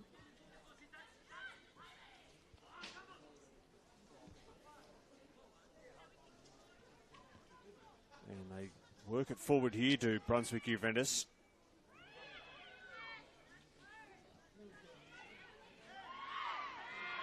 Ricardo there getting into a tangle, but she wins a free kick. Actually, no, she's given away the free kick rather, and given it away in dangerous territory. It's a sharp angle, but Cindy Lay, who looks to be standing over it, isn't too far away. And Juventus can get numbers into the box to try and get on the end of this, and to try and go in front for the first time tonight. We're in the 93rd minute. In comes the cross. It's right on the hot spot, and Dean has fumbled it, has she? Yes, she has. The ball's still in play. Still Dean hasn't got it away. Now Tartaglia helps out. But the home side turning the screw, well they were, but now Buttress arrives to relieve the pressure and see it out of play. Sophie Dean looked to have that under control, but it just squirmed from beneath her grasp right at the last and very nearly cost her and her team. It's been a funny night for the goalkeepers. There have been peaks and troughs for both. Not an easy night to handle the ball, as brisk as it is. They do escape Effie emerging. Brunswick Juve have done a good job to carry on the momentum that they earned themselves towards the end of the 90 minutes.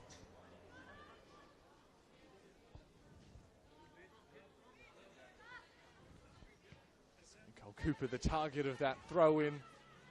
The numbers for Effie emerging prove a little bit too strong. This is Yates. It's out towards one of the more recent substitutes, Karina Rossi. Sending it up towards Gutschmidt. And now Cooper for Brunswick Juve. Has the support from Lay. Sends it into Balderston. And now Wild plays it out to the right-hand side. Brunswick Juve building up nicely. There was the strong challenge from Poppy O'Keefe. Will be another throw for Juventus.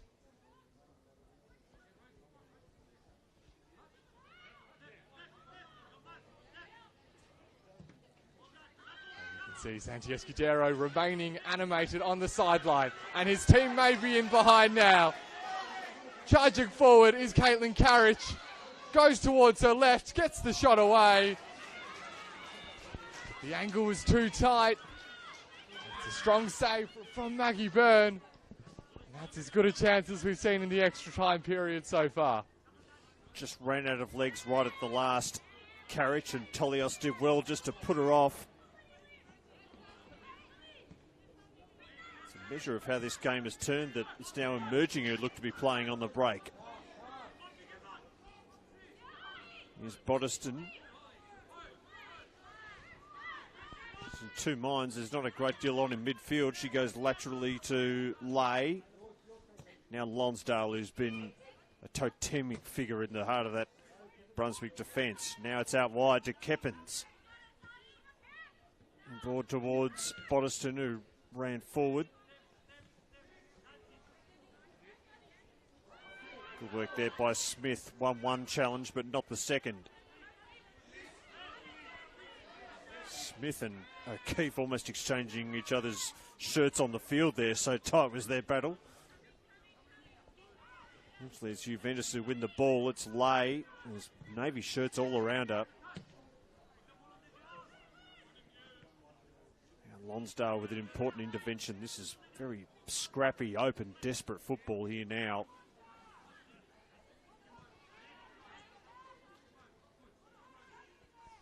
Both teams really been dragged out of shape, struggling to string passes together.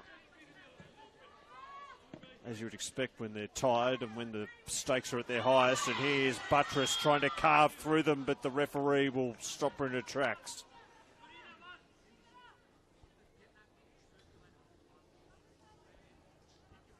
Think back, Kate, to how this game started, and it was so electric end to end.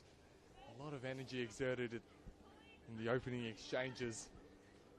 No doubt players feeling the effects of that. We're seeing it in the way that this extra time period has been played so far.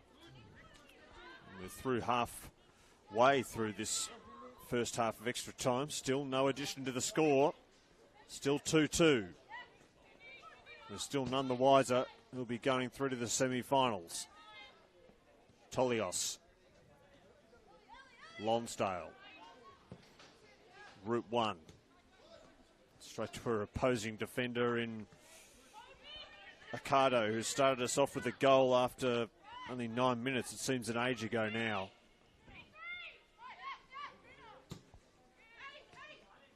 Yates down the channel to Doveston, and a first-time ball in towards Carriage, didn't quite come to her. Bodiston in midfield used her body well, and then that goes to no one in particular, but it ricochets over to Cooper. She's hardly had a touch of the ball tonight, Cooper, except the most important touch of all that went through for a goal that's got us here to extra time. Now Lay. Cooper lurking around again. FV defence will be jittery whenever she's near. And here she is again trying to play in Keppins. Cooper. Now she has a shot. Cooper. Oh, and that bounced up into the eye line of Dean like it hit a divot or something, Oscar. Well taken by the goalkeeper at such a deep stage in this contest. Difficult for your concentration to remain fully operational so late in the night, as we see fairly clear cut foul on Carriage.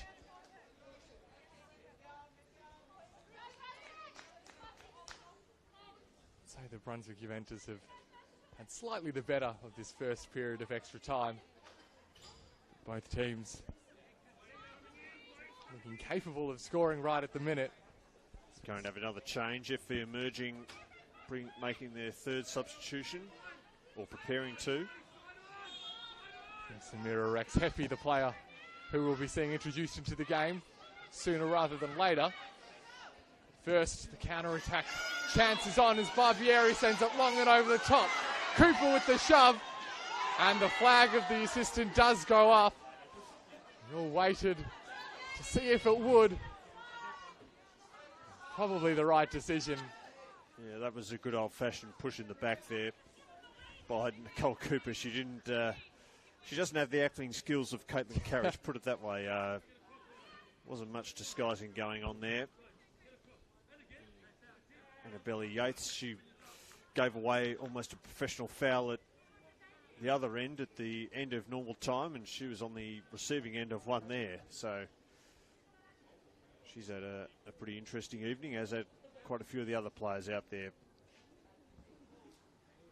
As we head up towards the last 5 minutes of this first half of stoppage time. And penalties continue to loom over the horizon. Goodsmith, lovely deft touch though over to Rossi. They could make penalties redundant here if they're emerging. If they could make something of this, it's Goodsmith In towards the corner, getting past Lay. Good block there by Tolios, otherwise that was going into the box. It still might though, it's Yates. Carriage just getting a boot to it. Her and Lonsdale have had an epic battle. And that one's just hoofed out into open space. And everyone takes a breather.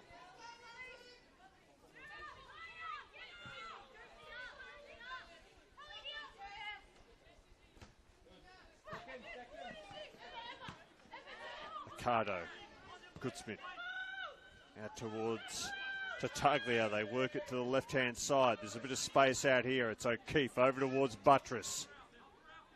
Carriage is in the centre. Buttress.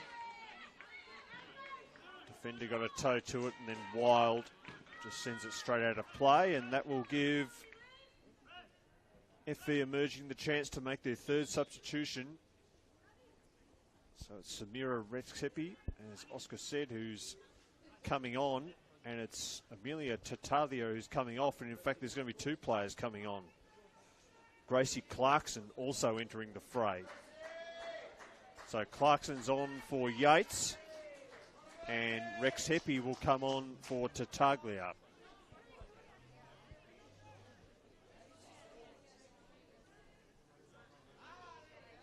And it looks like Danella Buttress has come off as well.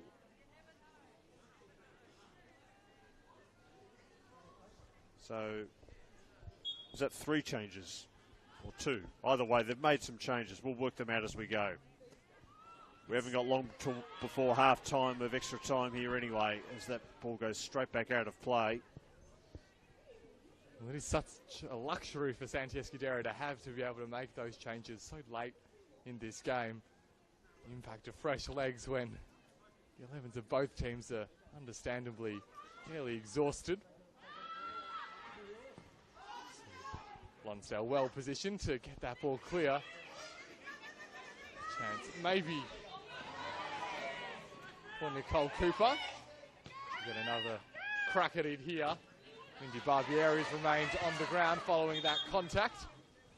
And Rossi unable to keep the ball in play. So it will be called back, or indeed it will be the throw that Karina Tolios will take.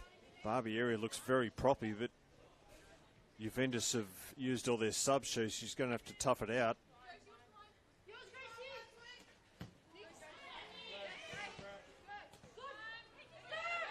Here's Carriage. And she snuck in behind. Can she finish it here? Or at least set something up? It's right across the face of goal. She had Rexepi, the substitute, coming in, but not quite on time.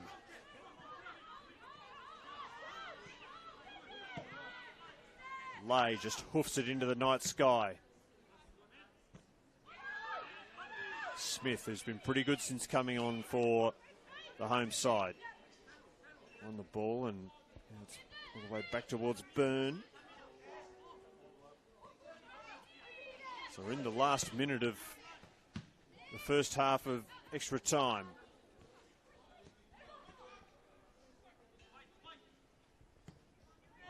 Can FV Emerging do something here before we get to the break? It doesn't look like it. Maybe Byrne's happy to slow things down.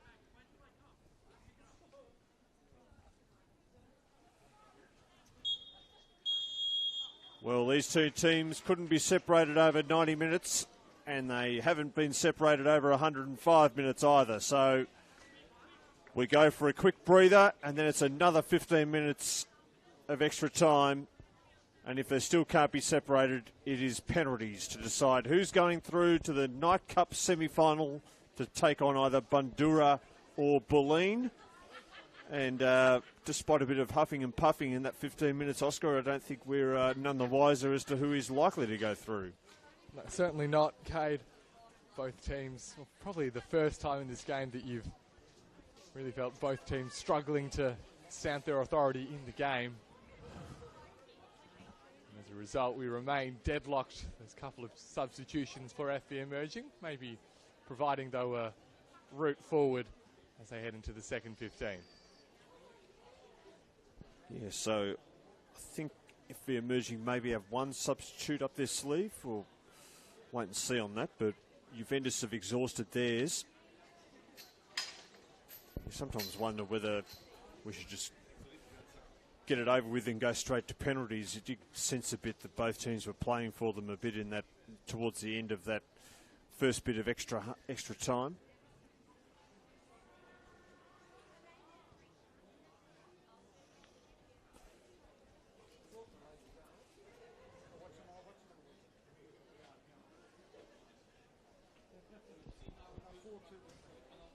So this night has ended up being much later than most of us expected, but that's part of the course with knockout football. That's what it's all about. There is another game going on. I'll get Oscar to maybe find out the score there. That was a later kickoff than this one, but given the nature of this game, the match between Spring Hill and Preston might already be over. It looked like it might have been an upset to Spring Hill on the last score. I can tell you, Cade, that we are back to 3-3. Right. Spring Hills 3, Preston Lions 3. So a comeback from Dan Foden's Preston team, and with a bit under 10 minutes of regulation remaining, we could well be seeing 2 quarter-final ties headed into an extra 30 tonight. Oh, look, I mean, wouldn't want it any other way. I mean, if you got them there, you might as well use them.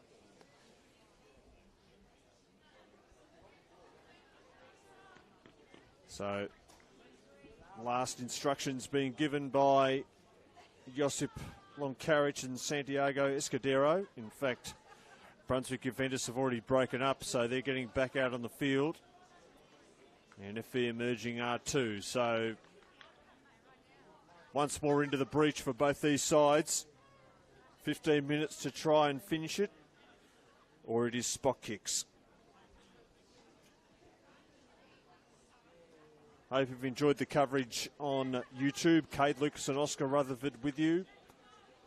We've enjoyed bringing it to you. It's been a fascinating game, a fluctuating game, as you would expect for one that's gone as long as this.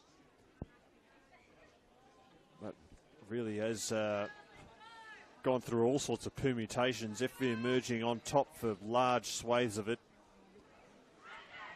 But Brunswick Juventus have pegged them back. And really for that first half of extra time, it was they who looked the more likely to score. Will we see them carry that momentum into this final stanza? Or will FV emerging find it within themselves to come out on top, or will we go to penalties? We'll find out in about 15 or so minutes. We're underway in the second half of extra time. FV emerging going to the left of your screen, Brunswick Juventus going to the right. No changes in personnel. Will there be a change in the score? Tell you what, Kate, by the end of tonight, I would imagine that both of these sets of players would not want to see the faces of their opposition for several weeks. It's been a long time on the pitch at this venue between these two teams over the last, 4 days. Yes, well, they only played here on Saturday. You wonder if their emerging might have stayed over. Went to a hotel in the local area.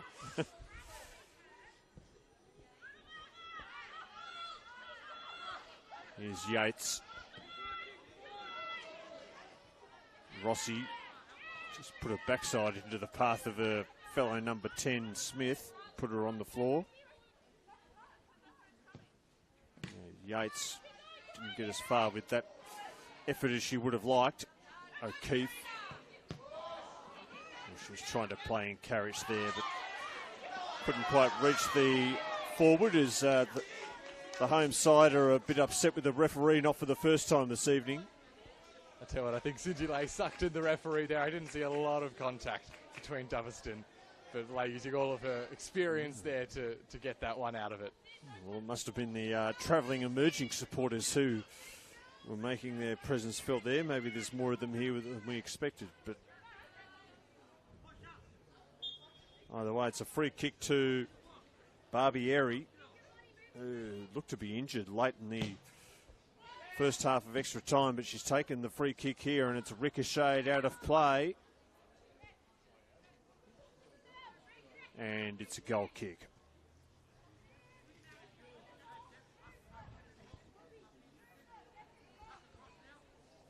FA Emerging, as ever, persist with their footballing principles, playing out from the back. And Ricardo, the scorer of the opening goal tonight, gets the build-up started. That one isn't one of their best moves. Chance is still alive, though, as the throw, well, it found Caitlin Carriage, but taken... Oh, we've ended up in a Brunswick Juve throw. Not sure if it was taken too far forward initially or if it was just the wrong team again restarting the play. The end result is a Brunswick throw right into a competitive part of the field.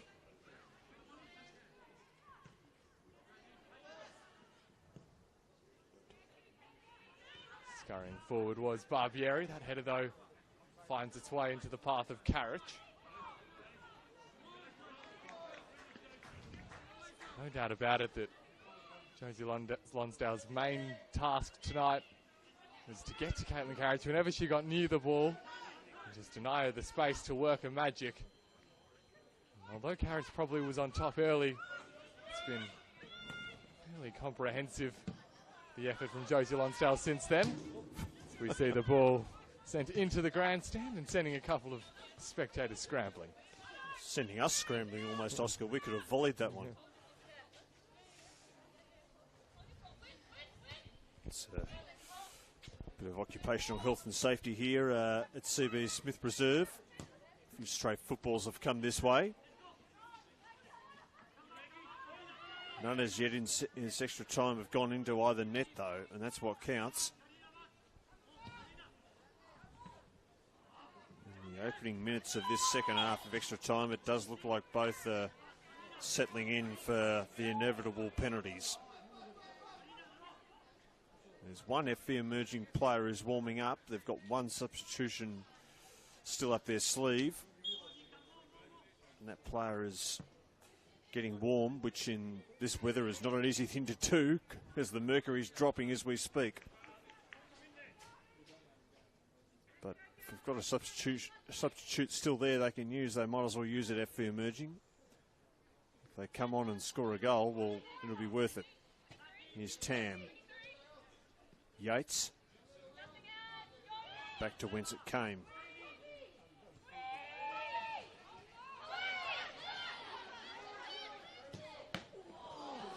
Intercepting there is Smith.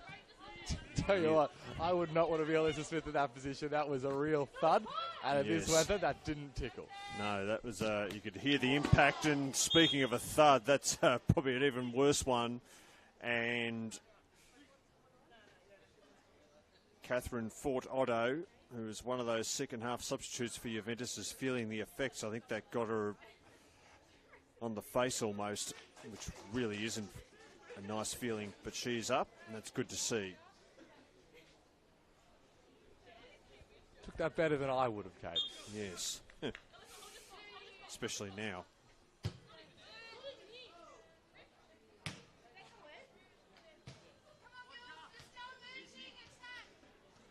So the Gates' previous throw went straight back over her head. How will she go this time? She finds Carriage. They're going to get a goal here emerging. Seems almost certain that she's going to be involved. Goodsmith, just not quite on the same wavelength as Clarkson. He was just a bit too enthusiastic and overran the ball.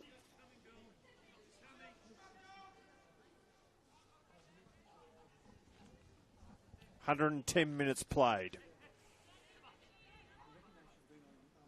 10 more minutes to find a winner, or both teams go to the spot. Maybe Juventus can finish it here. That's a great ball in. Yates is there to intercept, though. And then she follows up Yates, and then she gives the ball away. And a speculative effort by Juventus. Dean, she's fumbled. She recovers just in time. Now O'Keefe coming away. Clarkson.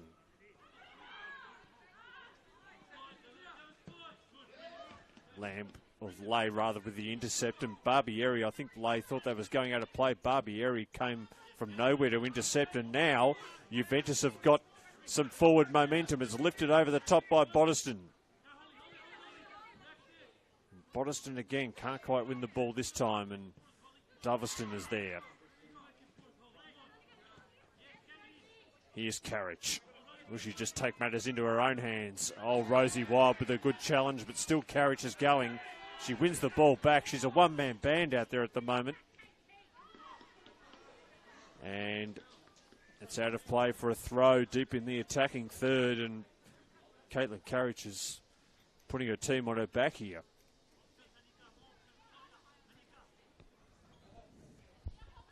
It's been a while since we've seen Effie emerging this deep into their attack. Probably the longest time that we've gone throughout the night without Effie emerging, venturing forward into the defensive third of Brunswick Juve. Short throw taken. Eva Gutschmidt unable to keep control. Will be bailed out here. Effie emerging with the assistant flag for a retake. Sent up by Clarkson. Barbieri, they're hoping to deny the re-entry. Gutschmidt loses out. And this is Keffins. Looks to slide through Nicole Cooper. Cooper doesn't get there. Ahead of Sophie Dean. Courageous goalkeeping and very well executed. And that was heart and mouth moments for Effie emerging. But now Rossi looks to take it down the other end.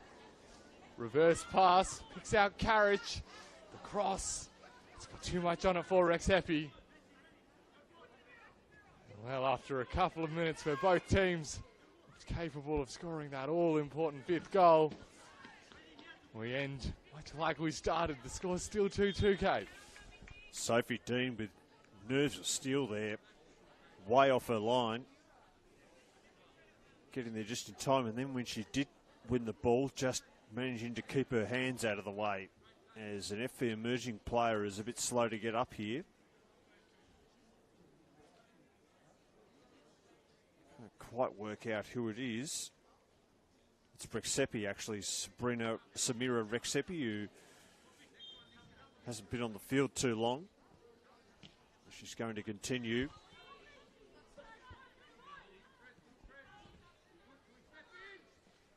Crossed 114 minutes.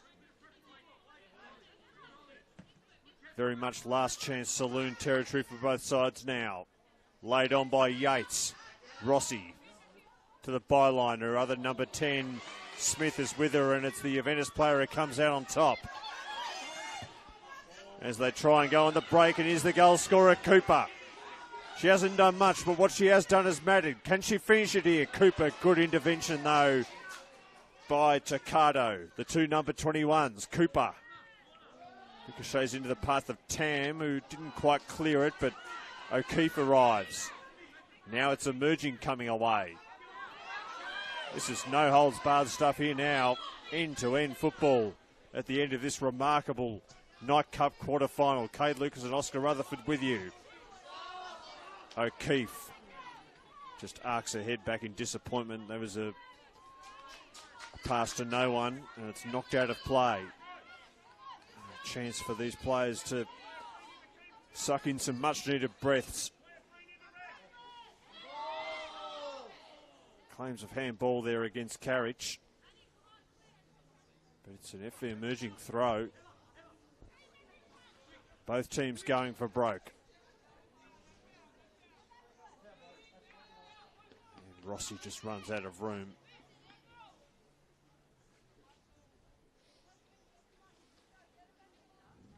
Just over 4 minutes to go before penalties.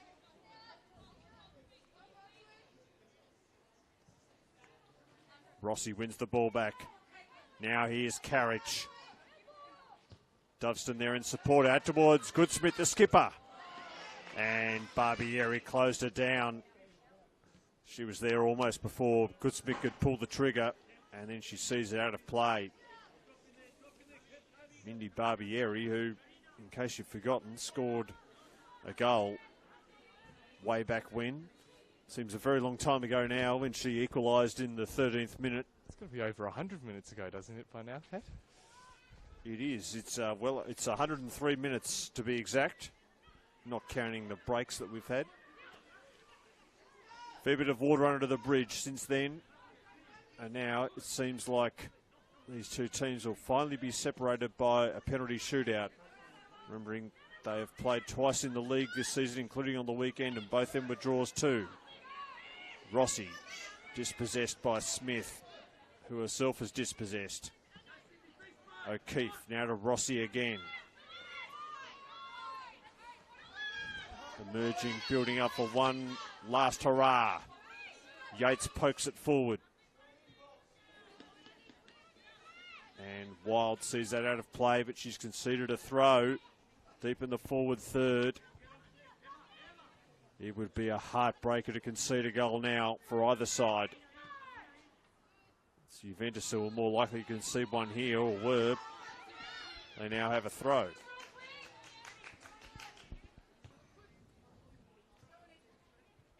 The emerging though, they win the ball back. High up the pitch. This is Carriage. Carriage goes herself from range and pulls it ever so slightly wide of the post. Just for a moment, you thought maybe it was destined for the bottom corner. The power she got behind it, despite falling over with the shot.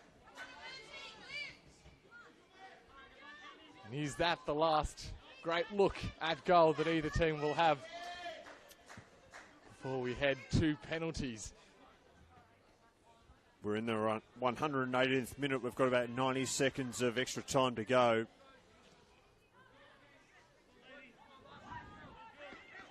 And that call for a throw going Brunswick Juventus' way was a real pressure reliever. FV Emerging have still got one substitute. It doesn't look like she's going to get on. I don't know if she can come on for penalties. Both coaches just letting what's on the field see out the remainder of this game, it seems. Not much you can do in this situation from the sideline. Rossi's touch does find Carriage. It's an important header from Smith. And Rex Heppy and Tolios do battle. Tolios has been defending stoutly from the first minute in this game. And called back for a foul on Josie Lonsdale. So perhaps that FV Emerging's last chance. And now really we leave it with Brunswick Juve as they attempt for the latest of late winners. 30 seconds to go in extra time. Free kick for Juventus. Fort Otto. And it will come straight back to her. She'll send it into the mixer. And sneaking in behind us, Cuppins. And the keeper, Dean, is there. And that will just about do it. The referee blows the whistle. And the sigh that reverberates around CB Smith indicates that we are going where no one wants to go. It's a penalty shootout. After 120 minutes between these two sides who are at very different spots on the ladder and who seem to be in very different places in terms of general play, but for some reason they just cannot be separated. They've finished on level terms in both their league meetings, and they've finished on level terms at 2-2 after 120 minutes here at CB Smith Reserve. And now we will go to spot kicks to determine who will go into the semi-finals of the Nike Cup to face either Bundoora or Bulleen. Well, it's fitting that after three unbelievably tight and even contests between FE Emerging and Brunswick Juventus, it will indeed take a penalty shootout to separate the two sides.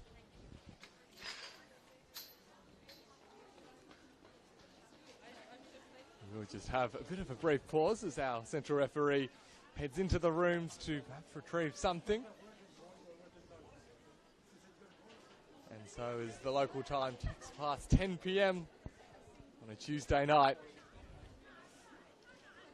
comes a test of nerves, with both looking to book their spot for the very first time in the semi-finals of the Nike Cup. See Brunswick Juve, the first out from the huddle. They're ready to get back underway. And as our central referee returns to the park, surely be in that position. You think about this FE emerging team, so many young players. How many times would they have been in this situation? Not only playing the full 120, but then going to penalties. Yes, I'm not sure how often that happens in junior football or whether even they do penalty shootouts in training. We know that nations preparing for major tournaments like the Euros, which are on now, that they often prepare for those tournaments by practicing penalties. But of course, this is a very different situation to that. I'm not sure how often, if any, of these players would have been through a penalty shootout before. They certainly wouldn't have done with this much on the line with a senior cup competition semi-final position at stake. So it will be uncharted waters for many of them, and for us broadcasting, and maybe for you watching at home too. But stay with us. You've been with us this far. You might as well stay to the end. And it will be a bitter end for one of these teams and a glorious one for the other. It's just a matter of which one it will be. Can confirm for you as well, Cade, that Spring Hills and Preston have just begun their 30 minutes of extra time. So getting your full, your filling of football for a Tuesday night. Well, judging by the extra time we had here, you could probably call it 30 minutes of a waste of time. Maybe that's a bit harsh, but the second half of extra time did have a touch of going through the motions about it, which is understandable because it's cold and these players are tired. I'm not sure how many of them would have played 120 minutes before either of high-pressure football. This late into a season as well, it's heading into the home stretch. It's testing the fitness and conditioning of players at this level. And we also have to sort out the logistics as to which end the penalties will be taken at. There's not going to be any great advantage one way or another. There's no breeze at all. And of course, it's not like at a stadium where you might have certain teams' supporters behind one end or the other. That's not the case here. But we'll soon find out, because it looks like we're about to get underway. And this long, long night at the football is about to reach its climax. And we hope you can stay with us on YouTube. Cade Lucas and Oscar Rutherford with you for the denouement here. A few people have already made their way home. I think they're making their way behind the goal, Cade. Yes, well, that would make more sense. A few people have made their way home anyway, because it is a work and school night and they're out much later than they expected. But those who have stayed, many of them are going behind the goals at the northern end. So that's going to be where the penalties will be taken from.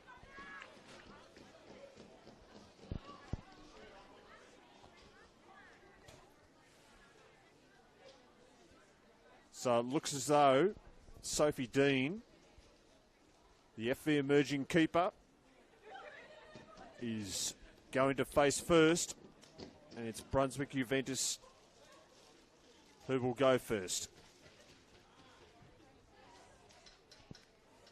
Two teams up on the halfway line.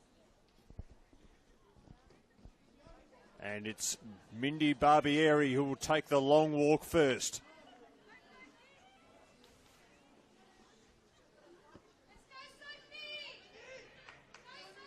She scored against FV Emerging both earlier in this game and also in the game on Saturday. Can she score here to kick off the penalty shootout? So it's Sophie Dean in goal.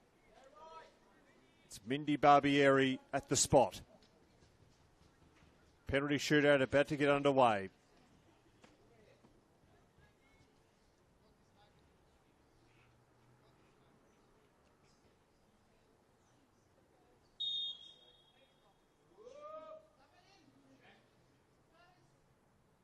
Barbieri, and it's 1-0 Brunswick Juventus. She sent Sophie Dean the wrong way, and she sent the ball into the bottom corner. Yeah, all the experience and class on show from Mindy Barbieri. And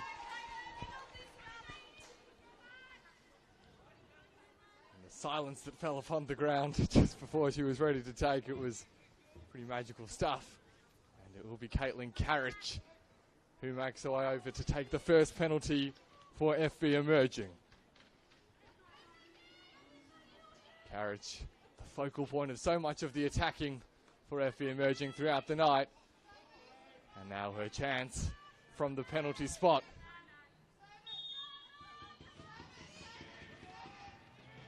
It's Carriage who cleverly places it right in the corner. Deceptive approach, and certainly was a little bit too clever on that occasion from Maggie Byrne in the Brunswick Juve goal. It was cool, almost a bit too cool from Carriage. It did brush the upright on the way through.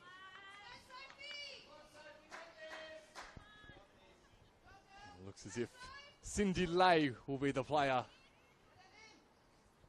to take the second penalty for Brunswick Juve. We've had 2 converted spot kicks so far. And now the Brunswick Juventus veteran will have her chance.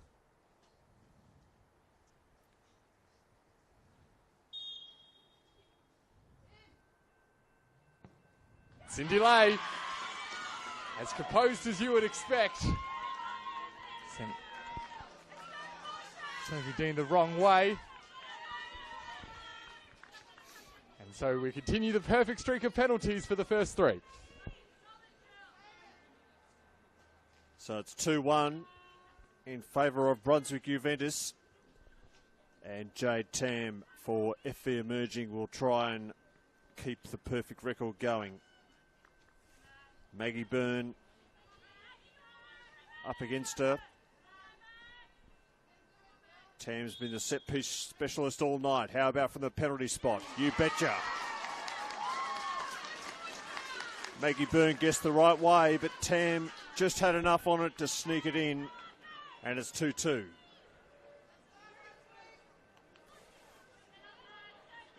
And now it's Cuppins who strides forward. Emily Keppins. Second half substitute up against Dean to put Brunswick Juventus' noses just back in front again. And it's high and hard into the net. No keepers stopping that. And we still can't separate them. 5 penalties in. Well, how good was that? That was just unstoppable into the top corner. It will be Karina Rossi who will take FV Emerging's 3rd penalty. We remain perfect from the spot in this shootout.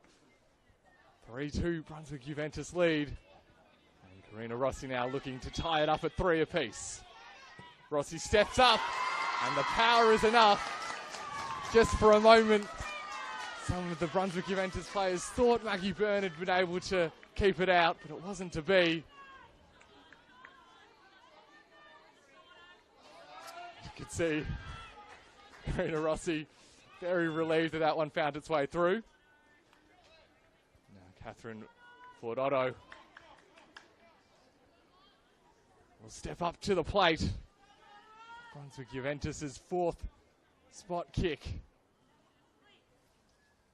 Very much at the point where any miss may well prove decisive. Catherine Ford-Otto, it's saved by Sophie Dean. It was taken down the middle, and Dean got her arms up in time. And FV Emerging are now in pole position to seal their spot in the semi-finals. Well, they've had opportunities to win it before, FV Emerging. They've spurned them. Will they make the most of this one? It's Isabella Ricardo to come up.